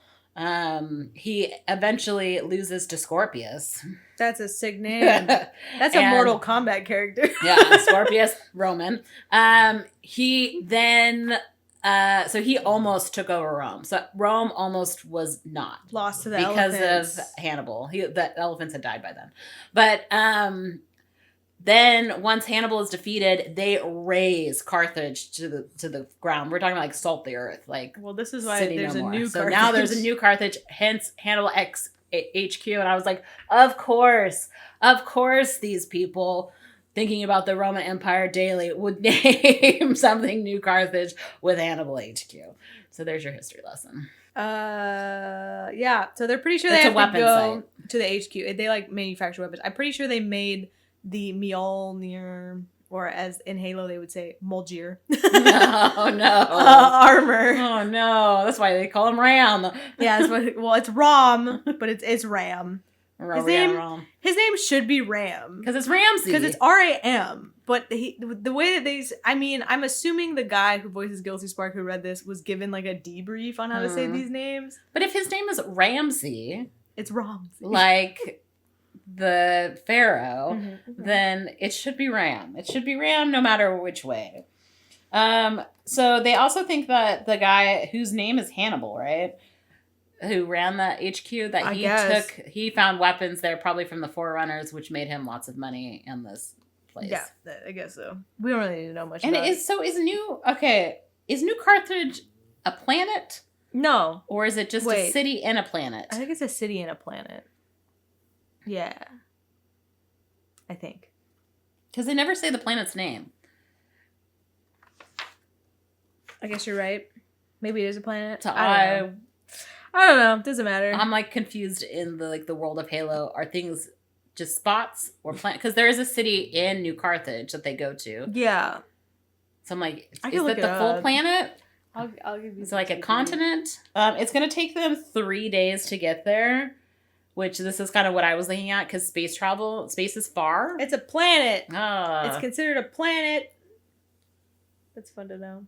And then there's a city in there that we're going to. It's in the Carthage system, and it's orbiting Carthage. So New Carthage is orbiting Carthage? I mean, I don't know. I hate this wiki. I hate the Halo wiki. It's confusing. It's not well put together. If it's red, it means that there isn't a link to that, so it could be wrong. Why wouldn't it just be white then? This page has not yet been created. So it's waiting for someone else to do the work for them. Yeah. Rom tells Nico to come clean. Yep. Nico does. He says that he needs a mid-level slip space capacitors in a month or else his secrets will be exposed. And Rom's like, I understand. We've all been there, kid. I'll try to get you what you need, but after we deal with the spark situation. Yeah. And then they break and they do chores. Chapter 20 is Spark's POV. He's fixing... Who's Little Bit? He's fixing Little Bit, the ship's old AI that I guess they met in the last book. I was like, what's happening? And then I was like, is he talking to Ram? Like, I didn't know what was happening. It seems like he did fix him. He's like, it's so weird that I care about this AI. I feel a little parental about it, and so he cares about it a lot. He goes to his before spot and he dreams about being a human. Basically thinks about water and like hanging out in the sand. And yeah, this chapter was confusing. Because a little bit will bring up like, are you going back to your before spot? And he's like, yes. I guess that is a place that you can call it when I think about who I was before, but that's fine. So Nico is making dinner and he's feeling disgusted in himself. This is chapter 21. Mm-hmm. Lessa is shaving Rom. And she's looking at like a tutorial. She doesn't know how to do it. Apparently someone else used to do it, but they're dead now. I thought it was Ryan. Oh, I don't know. So someone else like watching a tutorial in her like Google lenses while she is cutting his hair at the same time. And Nico's trying to cook, but he's obviously not paying attention because he's gonna burn it. We find about Cade McDonald. I guess. Nico comes in to apologize about the event. He's like, sorry that I suck and I'm getting blackmailed and you have to do this. Rom is like cleaning himself up from his haircut. Mm-hmm. He notices like there's a bunch of scars on him. On his neck and back. So Cade McDonald was Ace's first mate and he's dead. So they cheers to him. They cheers the beers to him. They talk about what they're going to do after all of this. And then Nico burns the rice, and Lessa has to go fix it. Yeah, and so Nico's left behind, and Rom takes this moment to be like, it wasn't your fault that we got attacked on Zeta Halo. Mm-hmm. While Lessa's like, are you going to fix this rice, or... Clean up after her brother, yet again. Chapter 22, Ryan wakes up, her head is burning, her body's aching, her data pad is cracked, she calls out on comms, she got no response, she's like, this sucks. Is in a Forerunner chamber. She turned on her flashlight, it's a Forerunner structure, it's got powerful vibes, that's what she says. And she landed on a bunch of crunchy stuff because it's human bones. Mm-hmm. She finds a button, so she's like, has to be human. She wasn't sure until she's like, no one else would have buttons, so it's a human. She decided to climb up towards the smudge of light. It's really hard on her because she's not feeling so hot. She made it up and she found this big old tree on the surface and she's like, oh no, I'm not on Zeta Halo anymore. And then chapter 23. We're back at New Carthage. They are doing a stealthy landing. Rom rode in the rallies. I was like, whatever that means. I guess he used to race cars, is what I'm assuming. I was like, is this like Phantom Menace? Is that what? That's what I imagined in my mind. I did too. Yeah, he's pod racing. So he calls his old rally buddy on New Carthage, and he's like, "Can I hide in your chop shop?" Yes. And his friend's like, "Yes." His friend's name is Mac Corey. You can call him either. I'm just gonna refer to him as Mac. They're gonna hang out with him. He's like, "So you guys it's true you guys are wanted?"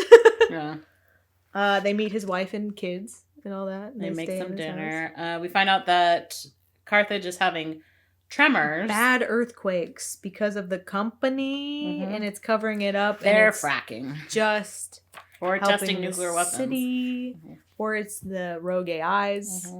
Who knows? They tell Mac that their captain is trapped inside Hannibal Weapons Systems HQ, and they need a ride to the HQ. So they're like, how do we get in there secretly? And they're going to make a fake tremor. Yeah, he's like, last time there was a tremor, they evacuated HQ, so we're going to make a fake one. To evac, so they can get Rion out. Chapter 24 is Rion's POV again. She's all pain patched. They have little pain patches. Up on land. She's sitting on top of a ridge, and at this point in the book, I'm like, this is a different environment than New Carthage. At this point, like, what if she is not in New Carthage? At this point, you really notice that she's not in New Carthage. Because she would have to be in the HQ, and I was like, she just climbed out of a shaft, found a tree, and is now sitting on a ridge. That does not sound like New Carthage. And part of me was like, did Spark lie because he has to go to the next thing, and he knew where the portal went? And he was like, oh, she's probably at the new portal area. Because they also didn't scan. Did they not scan for her when they came to New Carthage? He didn't. Because they talk about later, there's like, oh, her scan's not here. So Spark's a little bit sketch, because I think he kind of knows that she's not in the next location, but he needs to go to the next location anyway. Gotta get a key. So... and then even Ryan's like, Spark has betrayed me. Yeah, she's pretty pissed. Then we move on to the librarian talking to Rion about herself. I guess she looked weird for a Forerunner because she looks a little too human. So she's decided to study humans because she's like, well, I look like them. So what's their deal? Everyone else says I look weird because I only have 5 fingers. So I must study the humans. So chapter 25 is Spark's POV. He's on the ship. He can't find Ryan's signal, so he did search for it, but he's like, now, I'm not going to tell them that because they're not going to want to go into the HQ. This is where I'm like, I can't tell if he's a good guy or a bad guy. He's a complicated guy. And he says attachment is a weakness, and so in order to not be weak, I have to keep everyone safe. He is attached, but he's trying really hard not to be, basically. There's a weird void under the facility, and he sees the Forerunner signal. He's like, that's where my key goes. So Rom is gonna go and infiltrate the HQ. He's wearing nice clothes. Everyone makes fun of him. He's shaved. Including Little Bit. And a guilty Spark, who are both like, you look nice. He's wearing like shoes that are too small for him and like fancy. So Spark installed Little Bit onto the ship. So Little Bit is now the ship's AI.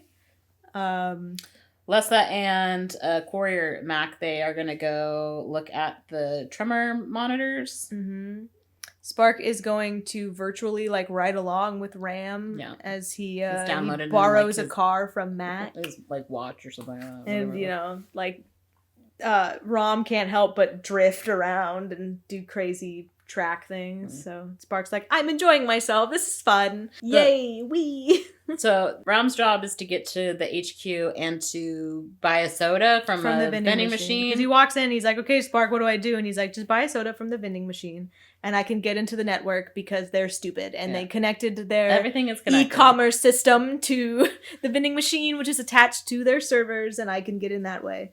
So he buys a coffee and he's like, oh, just like Rion. Rion loves coffee. I'm so sad. I don't have Rion. Spark's hacking a little deeper. So they told him not to like hack any more than he should, but he's like, I'm going to do it anyway because I have no fear. And then I wrote, I love it. What they don't know won't hurt them. I'm going to learn all the information I can. Chapter 26. Rion wakes up. She's still napping. Sore. She's like napping by a tree, right? She's like, I'm gonna go collect rain because I'm thirsty. Yeah, so she goes around and starts exploring. Then she hears a voice that says, over here. It keeps repeating in the same tone. So she follows the voice and then it hears, hurry. And she sees a light and then she hears, over here. And it comes that there are these two, I was like, it's a trap because these creatures are terrifying. They're mimics. And they have, they're like the angler because we'll name them later as the anglers, like the anglerfish in the deep ocean, like in Finding Nemo, that has the light that attracts things and then it eats you while you're looking at the light. So they have light, but then they mimic sounds. The voices of the people. And then it kind of velociraptored her where they got in 3 different locations to triangulate her. Because there's 3 different mimic creatures. She has to fight them. She shot at them, but then she gets like swallowed up by bugs. And then a film gets shot into her eyes. So she's climbing. These trees are spiky, and so she's trying to climb down the tree, and she falls in the last, and she hits the ground, and so she tries to grab her gun because they're on her, and then all of a sudden this gloop comes into her eyes again, very Jurassic Park, and she's like, "Oh, this thing is in my eyes," and then she starts to like fall asleep, and then she wakes up and she's being dragged by her ankles up a tree and then gets like shoved sideways like a squirrel's nut. Yeah, she's shoved in a tree upside down basically, and her like muscles don't work anymore. So she's kind of going like she was like paralyzed. She's going like in and out of consciousness like while this is happening. Dinosaurs. Chapter 27, we're back to Lessa thinking about her past. Nico shows up behind her. She's on the mongoose. She wanted to talk about the blackmailing, and Nico's like, leave it. And Les is like, I get it. Saying they don't really talk about this. There was like the only thing about this chapter was the end of this chapter is the beginning of the next chapter. Yeah, apparently Lessa and Rom worked out a contract for the parts that they have to pick up to get Rion back. So they're like, after this is done, we like emailed somebody and we have all your stupid ass capacitors and we can get them later. And then he's like, oh my god, thank you so much. I don't have to worry about that anymore. Yeah, he's not going to tell her because it has something to do with Lessa, which is why, but he's like not telling her the blackmail part. And then Lessa and Nico are going to the Franklin wave to make the tremor.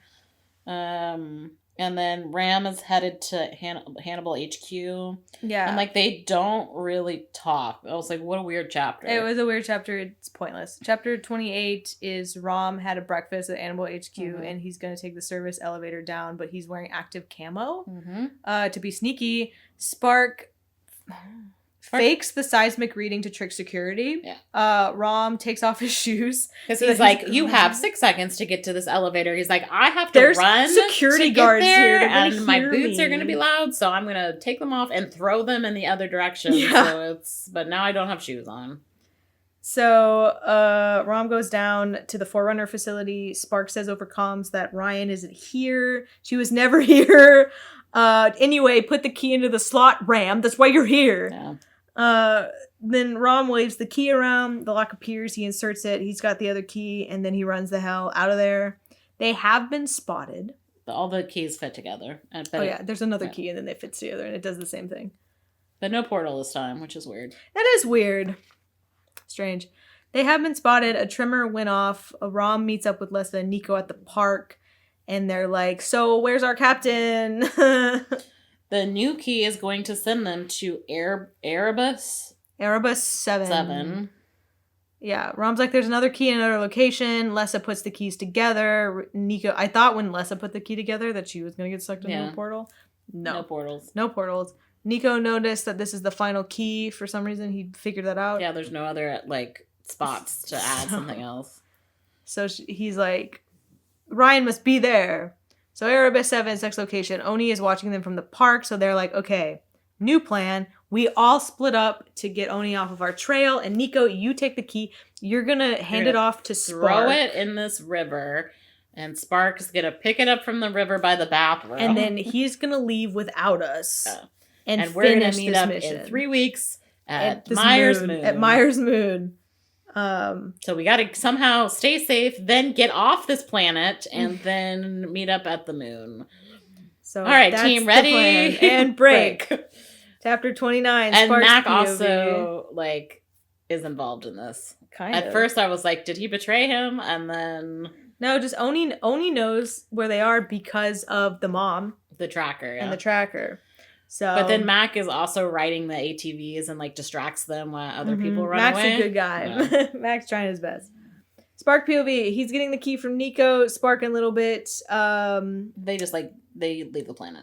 Yeah, he just leaves. He feels kind of bad about it, but he's like, I really had no idea that Rion was not in this place. And I was like, I kind of don't believe you, but I'm going to pretend, because you're just talking to us at this point. Because the second you're near that planet and you do a little search, you know she's not there. Maybe he didn't know when he was arriving on the planet, and then he did the search, and then he was like, there's no signs of Rion on this planet, but I can't tell them that. But it's all about his destiny. And like him completing what the librarian started.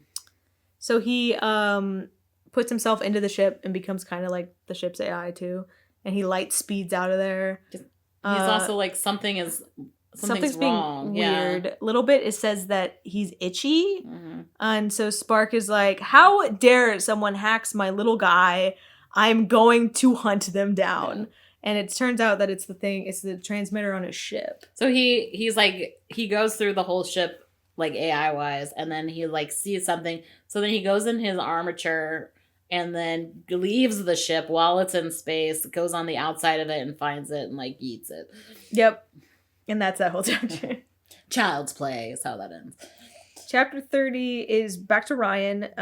She's having fun memories. She remembers a fun house with her dad about the different mirrors and stuff. Yeah. And then she's walking with the librarian again. The librarian's like, let me talk about myself. My journey to discover the origin of the flood. The librarian teaches Rion how to garden, and then this like old Forerunner woman appears for some reason that never is brought up again. Rion woke up. She got sight. Well, she was all in the fleet graveyard of the precursors. Was like where they go to. It was weird. It was the librarian's like, I got my information from this thing, and she says life and stories always rewrite itself. So Rion woke up. She's like, I got a little bit of my sight back. But my weapon and my utility belt are gone, so I'm just going to give up. So, she starts to move. But before that, we find out that there was a planet that the Forerunners, like, went to, those that didn't want to fight. And I was like, those are the humans, right? Where are the descendants of the Forerunners? Not necessarily. That's what I took from it. I was like, I think they're talking about the safe planets, which is where we're going to end up at the end of this. The one that Bastion. There are these safe worlds that the Forerunners made when they're like, okay, when the flood comes and gets us, we made these Halo rings, and then the Halo rings are gonna destroy all sentient life unless you're on a safe planet. Oh, that's shielded. They're shielded. They're shield worlds. That's what they're called. Oh my god, I forgot. Unless you're on the shield world, and if you're on the shield world, then you're fine. But the problem is, like, the flood was too much, and, like, none of them got to the shield world in time. So, like, they're just kind of abandoned. They made all this shit, but then, like, they ran out of time. They made all this shit, like, really fast. And then they ran out of time. They're stupid. Forerunners are dumb. Anyway. That also happens in, like, Mass Effect and stuff like that. Just, like, There's no safe world Mass Effect. No, the whatever the pre-people were there tried to do something. I think that was in the... whatever. Sci-fi be sci-fi. And... Yeah. So Rion tries to move, but she can't really feel her full body except for pain, and then she becomes sleepy and takes a nap again.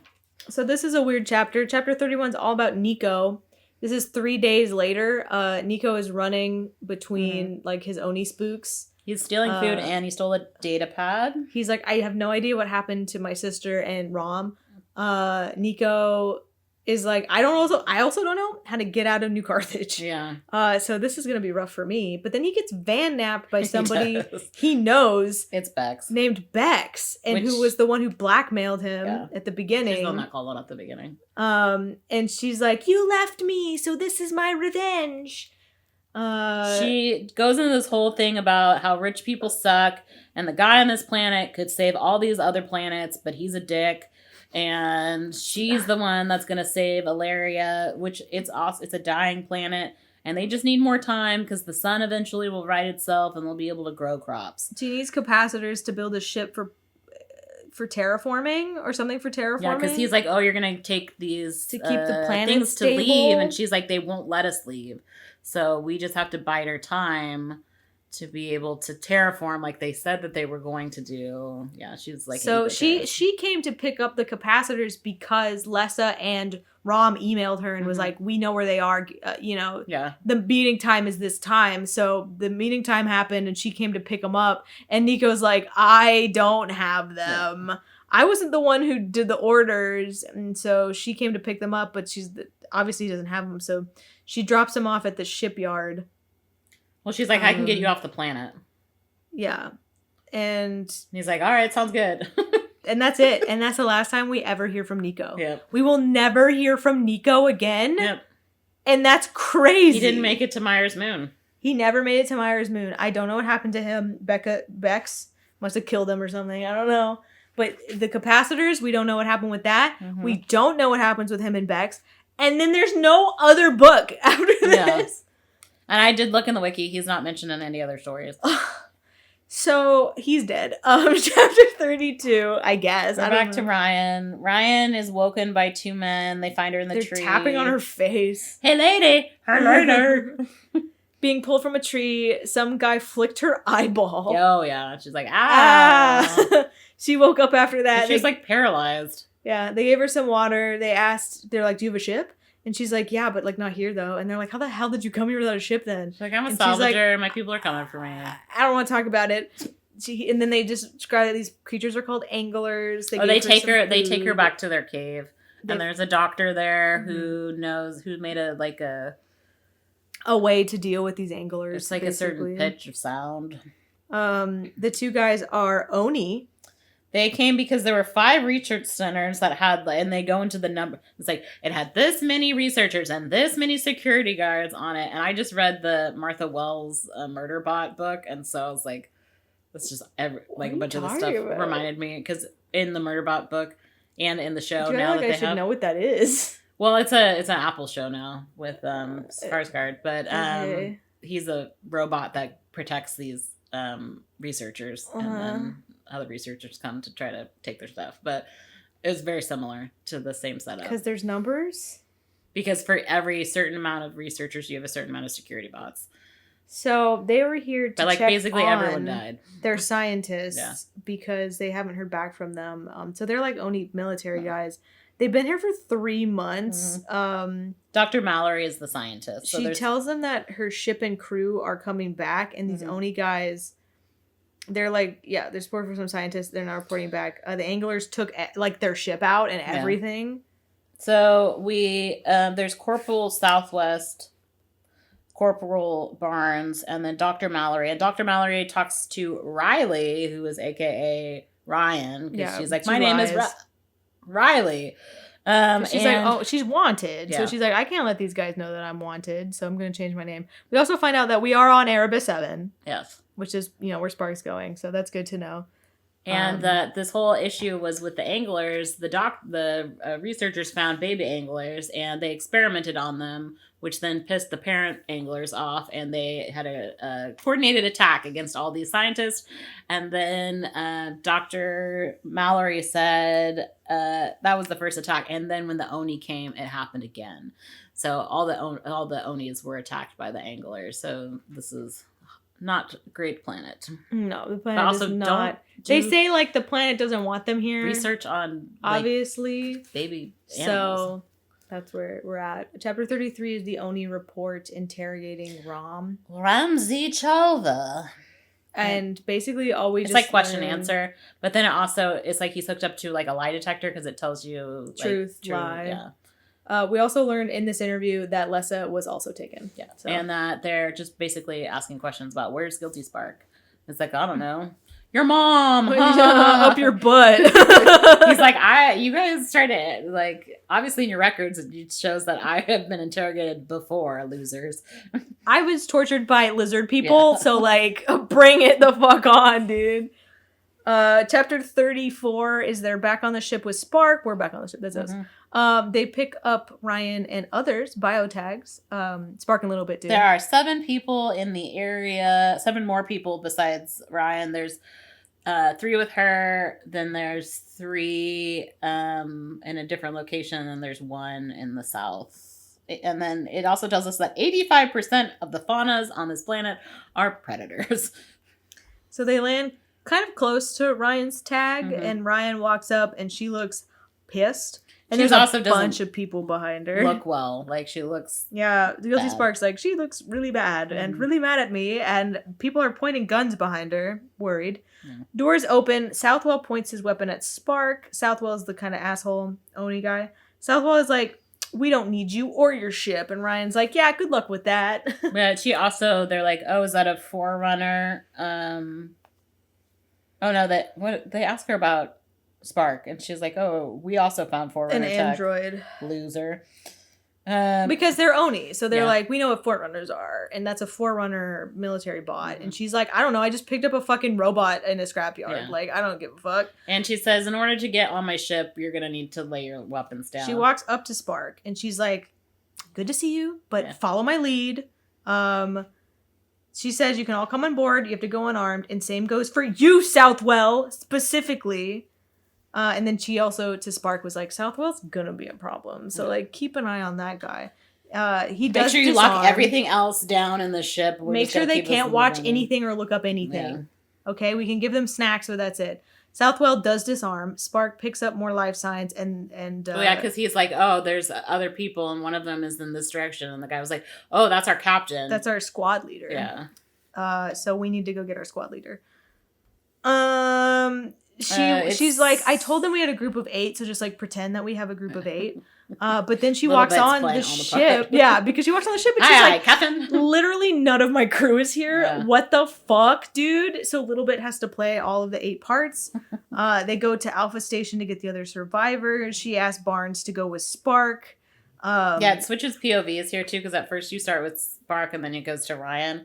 Barnes and Spark go to get the first group, and then they just kind of watch Southwell's it on the TV. You're going into a nest. But Spark is in a warrior outfit, so he just kills all of the things. They watch. Why did they use the deterrent? Because I'm pretty sure he could use the deterrent thing for it. They watch them on the TV. I don't know. And they go save all of the guys. The squad leader's name is Yuri. She was also tied up to a tree. So Rion is like, that could have been me. Do I look that dead? That's crazy. She has like a panic attack about it, really. And Barnes is like, I see you having a panic attack. Are you okay? And she's like, it could have been me.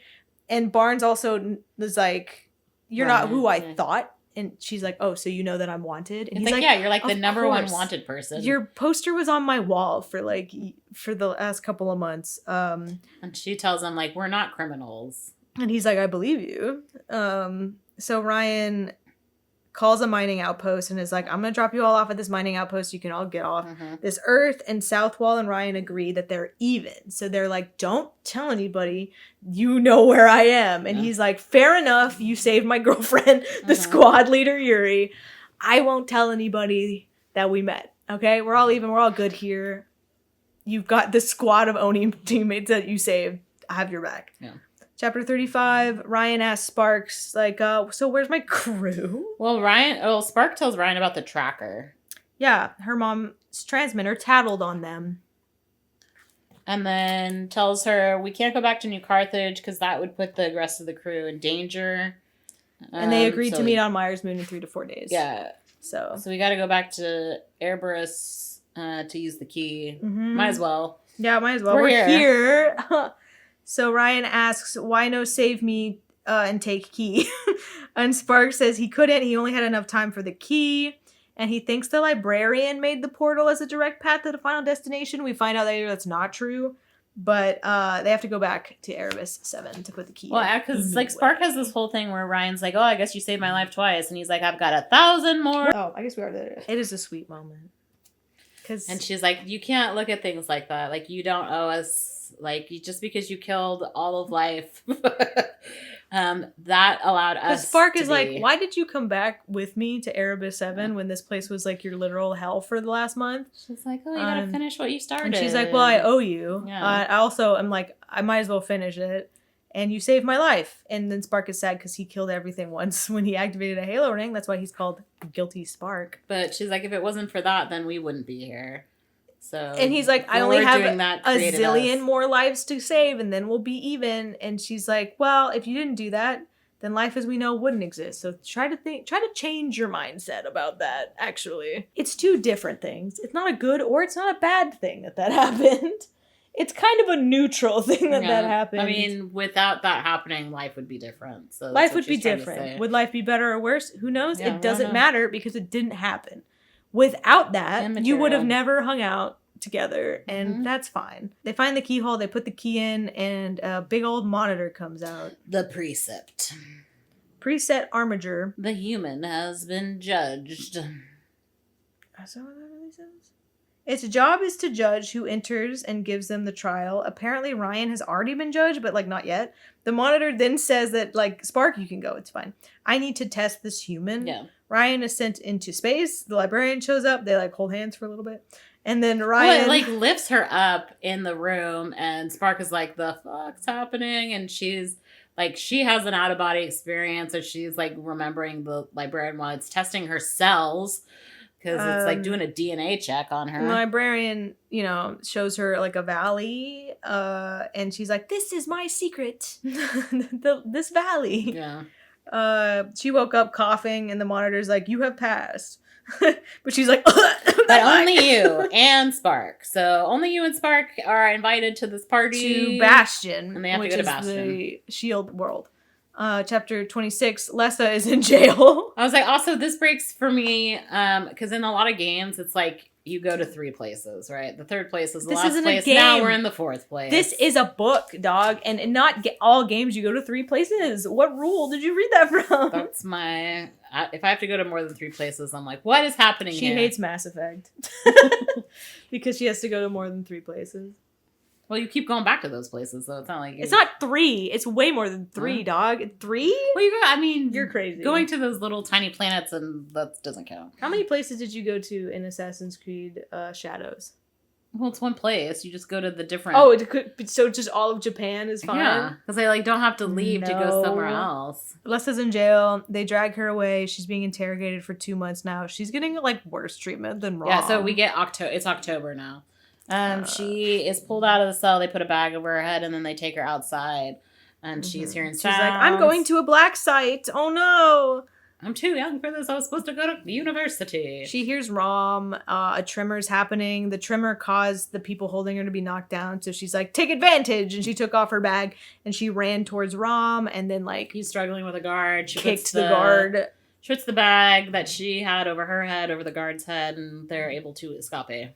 Yep. Rom and Lessa run. The floor is basically exploding. They, a bunch of ships are around them, and those seven ships get hit with a giant EMP that explodes them, and she's like, holy shit. Yeah, things just fall from the sky. And that is the EMP thing, I'm pretty sure, is the Guardians situation that's happening. Because that was weird. Because I'm like, this is some Halo 5 shit right now.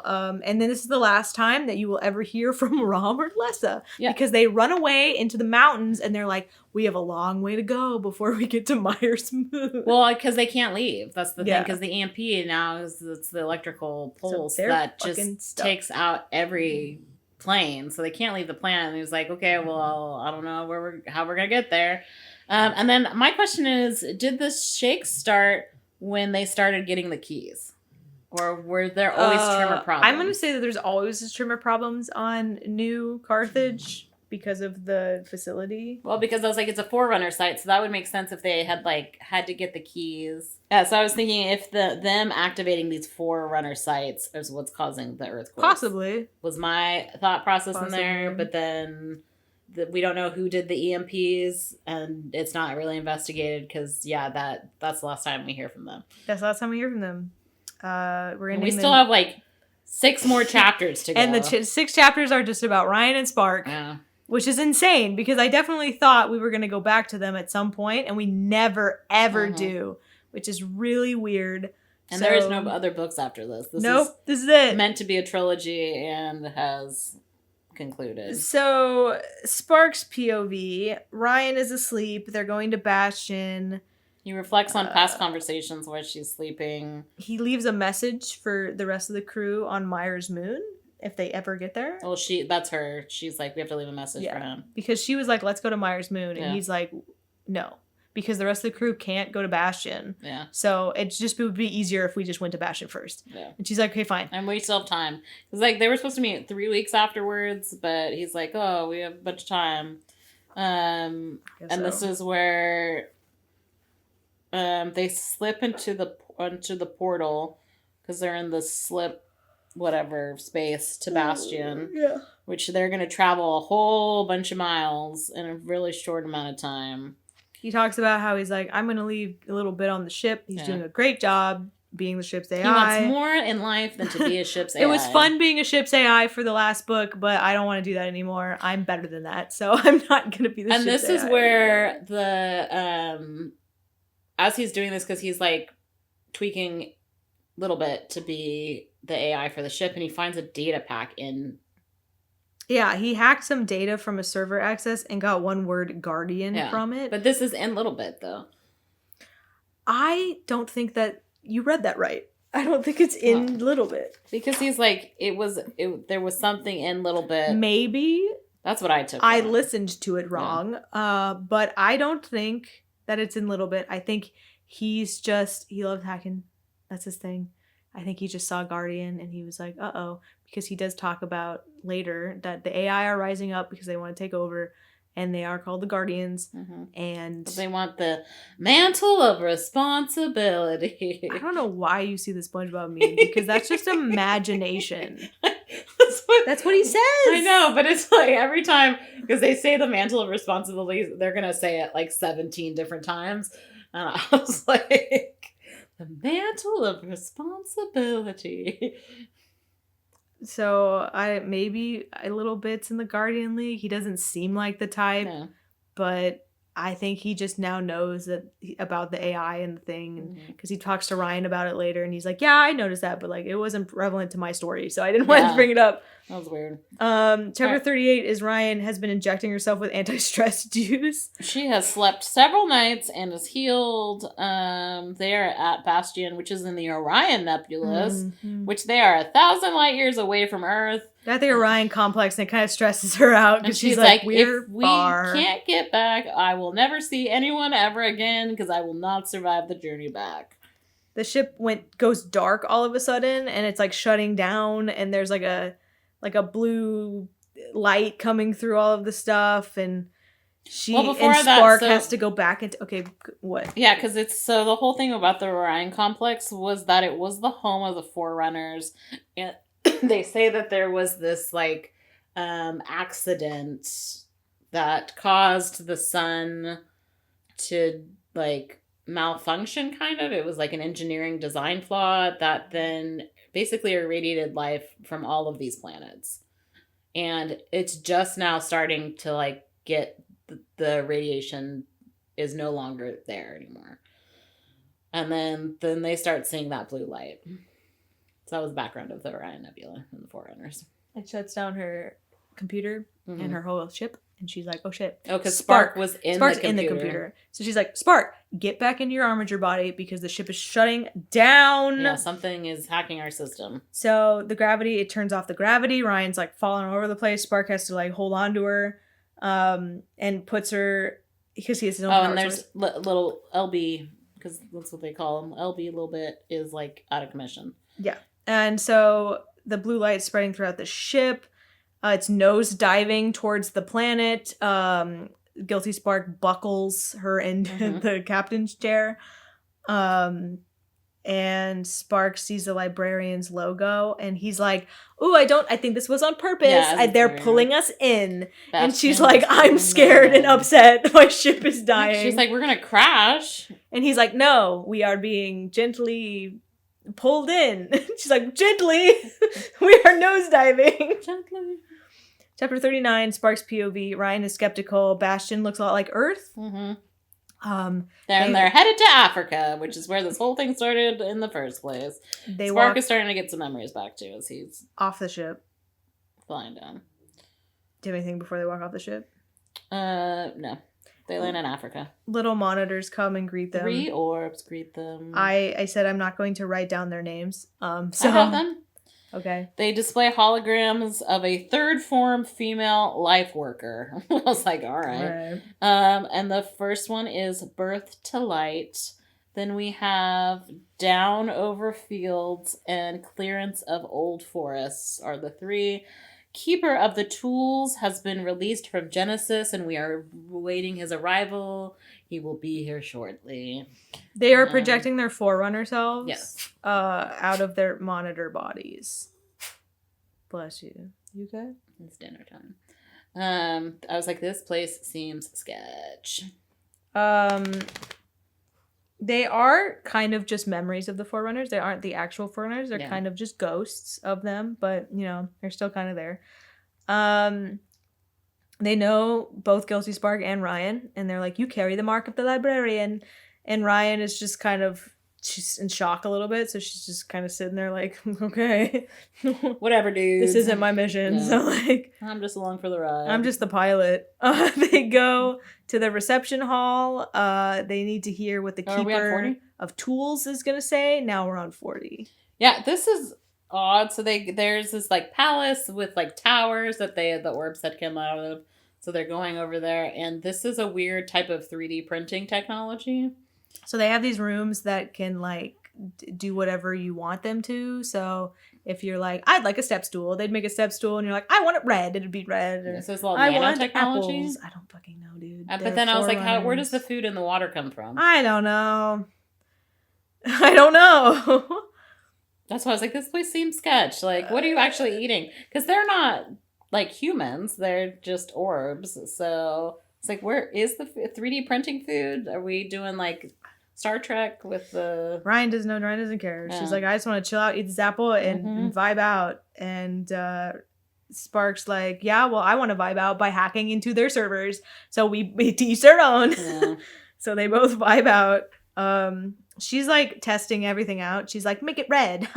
What if I have this?" Yeah, they call it hard light. And I was like, oh, yeah, it's like bright light. It's like what in the game the bridges are made out of and stuff. So maybe like 3D printing. But then when she was experimenting and chilling, she also thinks about her dead dad and her dead boyfriend. And she's like, "Oh, I'm sad now." She's like, I also don't want them to appear. So. Because she was like, I would ask for them, but also it wouldn't be them. Yeah. So it would be weird. Kind of like having AI voice your dead relatives. Oh, no, thank you. The monitors come and they get her. They're not projecting the Forerunner self anymore because they're like, "We noticed that you are uncomfortable with our Forerunner selves. So we are just going to be orbs.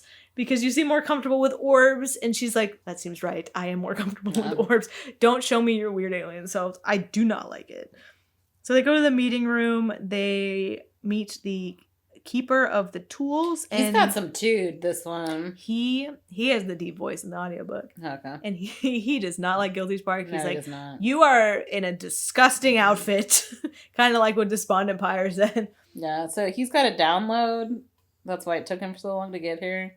Apparently they have to move Bastion somewhere else so that the Guardian AIs, the rogue AIs, do not find They need to protect it from the Guardians. The AI wants to take control of humanity, so they're like, "We've got to take Bastion and move it somewhere else." Speaking of SpongeBob memes. Yeah. With the mantle of responsibility, because that's what the AIs want. They want to be the big boys in the universe. Chapter 41, the Keeper, Spark, and Rion go to the nursery where the Keeper is keeping his special ship that he built. the Keeper and Spark bond over being like, we woke up at the same time and noticed that everybody was dead, so we're bonding. Yeah. Firing of the Halo array destroyed the domain and trapped and separated the Forerunners. And so the Keeper of the Tools was trapped on a different planet, and it killed his other compatriots, and so their not full download went to the orbs. And so that's why they don't know fully what's up. But the Keeper does, because he was trapped on a different planet and was able to, like, move his consciousness, download his consciousness to this planet.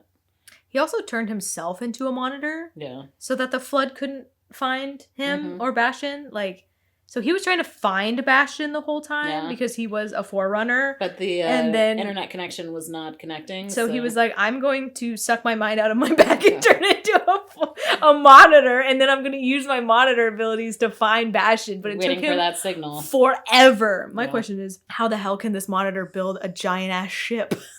Well, so the nursery was the librarians, and so the nursery is where they build the ship. Because her ship is called the Audacity, and he built a ship, which is my favorite word of all time. The Audacity. It's like, what a weird name for a ship. I love that. That's why I left that meme on Fables. Because he built a ship called Eden, which is modeled after the Audacity. Which has a payload, and I was like, bombs? Like, usually, we're going to kill humanity. When we talk about payloads and stuff like that, I was like, what? A payload of information.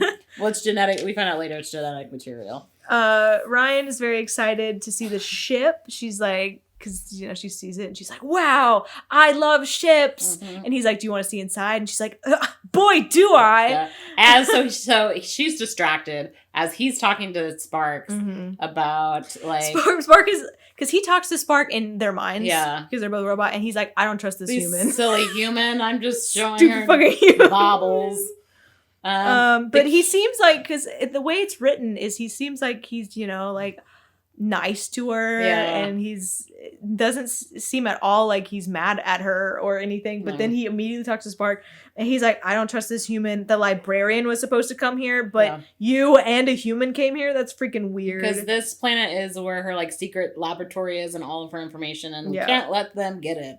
So the key is used to launch the ship or the planet. I was confused. I think the key's used to take control of the planet so you can launch the planet somewhere else. But they use this guy wants to move his ship, but I guess he can't move his ship until he feels like the planet is safe. Well, he's like, hey, I need your key to unlock to launch my ship. And she's like, okay, here you go. Yeah. And then he's like, Spark, I need you to stay here as an Ancilla and like take care of this planet. Just in case the Guardians show up, like, you have control of all of Bastion, and then the Keeper will fuck off beyond this galaxy. And they also called the Builder. I was like, the Builder questions the human's presence. I was like, the Builder? Who's the Builder? It's the Keeper. And the Spark is like, you think I'm gonna stay? Like, very presumptuous of you. And the Keeper's like, you're gonna stay. I know you're gonna stay. And he's like, wow, bold. I was like, the Keeper is planning to GTFO on his ship, and he says Eden's purpose is atonement. Yeah, he's like, what is Eden's purpose? Atonement, which is kind of what Spark is trying to do, and what everyone's trying to do, I guess. To atone for his mistakes. So chapter 42, Spark and Rion head back. Eden leaves. They go to the tower. It takes off until it was a tiny point of light. Like the title of the book. Rion says, okay, let's hightail it out of here. Spark's like, give me the key. Spark just walks to the tower and she's like, our ship is that way. And he's like, key. It's, again, not a good communicator. It's because he's uncomfortable about this confrontation he's about to have. Yeah. So he takes the key and he goes in the tower, he puts it in the thing, and it says, Bastion is now under your command. So and Rion is like, I see what's happening here. She doesn't want him to stay, Bastion. But he wants to be Bastion's caretaker. He also says that he doesn't want to watch his new friends grow old and die. Because he's selfish. And so he tells her... And he also drops the bomb that is like, oh, by the way, Lessa, she's leaving because she's going to university. He drops all the bombs. And Rom, he's also leaving because he bought a bar, and also he wants to work in this clearinghouse, and he wants to work with you at this clearinghouse. And also I left shit on the ship for Nico. I left puzzles. So that he could find like fun salvage for himself. And also... My dry cleaning needs to be picked up. A little bit's gonna dry. It's gonna be totally fine. So it's like no communication. And by the way, Ryan, everyone is leaving you. And then she's like, "You're trying to push me off this planet so fast." And he's like, "Yeah, well, I need to move it. So, like, time. Hurry up, get out of here." So 43. Yeah, she gets ready to leave. LB is now fully upgraded. And Spark appears as Chakos. And he's like, "My final goodbye is you get to see my human form on the screen. Look at me and all my glory." And she's like, crying. "Oh, that's so nice. I can't believe you bastard. Human form. That's so I cared sad. about you so much." Chapter 44 is Rion does make it to Myers Moon. I know, right? Finally. So Rion makes it to Myers Moon. It's November, by the way, so... It's a week later. Yeah. Well, it just says November on the thing. She still hasn't found her crew. They haven't shown up. She is cleaning her ship. And she thinks about her mom. Some guy named Derry comes in and gives her groceries. And she's like, "I didn't order groceries." But he's Little like, "It's Bit, already been paid for. Little Bit ordered her Bring groceries. the bags back next time." And she's like, "It's so annoying that this stupid little AI on my ship cares about my well-being. I am just..." He's like, "You need vegetables. You look sick." Yeah, you have a vitamin deficiency, like, which is vitamins. why you're so freaking cranky all the time. They're getting into it. And she's like, "I take my monthly vitamin that is given to me by the government." She got free tea with her order, and she's like, "Score free tea, but it has sleeping pills in it because Little Bit asked the grocer lady." He's like, "After I told her all the things that are wrong with you, she agreed with me. You need a nap." So like, she puts sleeping pills in your tea. Haha, get punked, idiot. So she passes out and then has a dream with the librarian. They're holding hands. Path to Chthona. They look at the plants from the precursors, and as you know, the precursors are what turned into the flood. So they found, so it's like she's been having these like half dreams. So I don't know if Little Bit is just an a-hole or if he's like, "Finish your dream, lady." It's kind of funny because all of these AIs were ancient humans. So whenever she's stressing, they're like, "Why don't you go like spear fishing and chill out by a lake in your bare feet and like, you know, go hunt. Go watch the clouds. Go watch the clouds." And but so they're part of the librarians' like research is that they found 2 precursors. And they were dead, and they studied, because precursors could heal themselves forever. But these 2 precursors decided to die. They died at her garden. And so they study them, and that's where all of her research comes from. The librarian had imprint of the precursors, just like the humans have Forerunner imprints. And the librarian wanted to create a new civilization. The Eden's payload, this is where we find out that it's genetic material from the precursors. And the precursors, so according to what I think I know, you can tell me if I'm wrong, but the precursors turned themselves into goo or dust, and then they went because they were losing the war with the Forerunners, so they took a ship and they left, and then when they came back, they were infected with they became the flood, and so when they came back, then the flood happened. So the flood are like the precursors ish. It's not important to this book, but the librarian also says that living time needs her champions and her villains to keep the balance. She's also dying for some reason, and Rion knows that, and she's like, "Well, I think I did a pretty good job of being cryptic and weird, so..." Yeah, so she's like, I'm following her at the end of her life. There'll be another librarian at some point. Apparently the librarian might be in a separate world portal or something. There's always a librarian, there's always a villain, and there's always a champion. So the epilogue, Bastion is now through the portal. Mm-hmm. Spark is like, "I'm so excited to explore Bastion. And he's going to be great." Chaka now. He's like in Chaka form, right? Oh, he's like a projection of him, basically. He found his purpose, and then he breaks the fourth wall, and he says, "Are you ready, Reclaimer? This is where my story begins." Yeah, so he has a lot of time on his hands, and there's so much to learn, because now he's got all the... Now it's time for Chakis on the Bastion planet, and you get to watch him run around. Do science experiments. Yeah, his story I can't wait to go to the rivers. Just begun. Yeah, and then it leaves everything else. So we know, like... It's like, what happened to Ryan? Why we don't know. Bit drug her?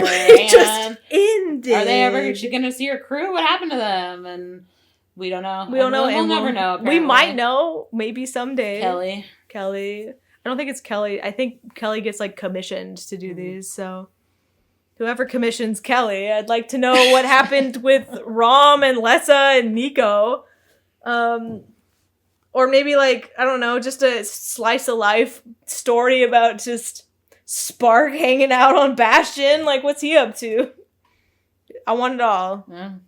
I can't have it all. Anyway, the next book we're reading is Sea of Thieves, Heart of Fire. It's serious for us. So. Yeah, we've never read a Sea of Thieves book before. Keeping up with our Xbox theme, I guess, since I'm pretty sure this is an Xbox game. Oh, or at least I've never played it. You've played it. I've never played it. I have played it. Yeah, this is the backstory for Flameheart, Captain Flameheart, who keeps showing up whenever I play the game. So I'm excited to know what his deal is because I'm tired of his skeleton crew attacking me.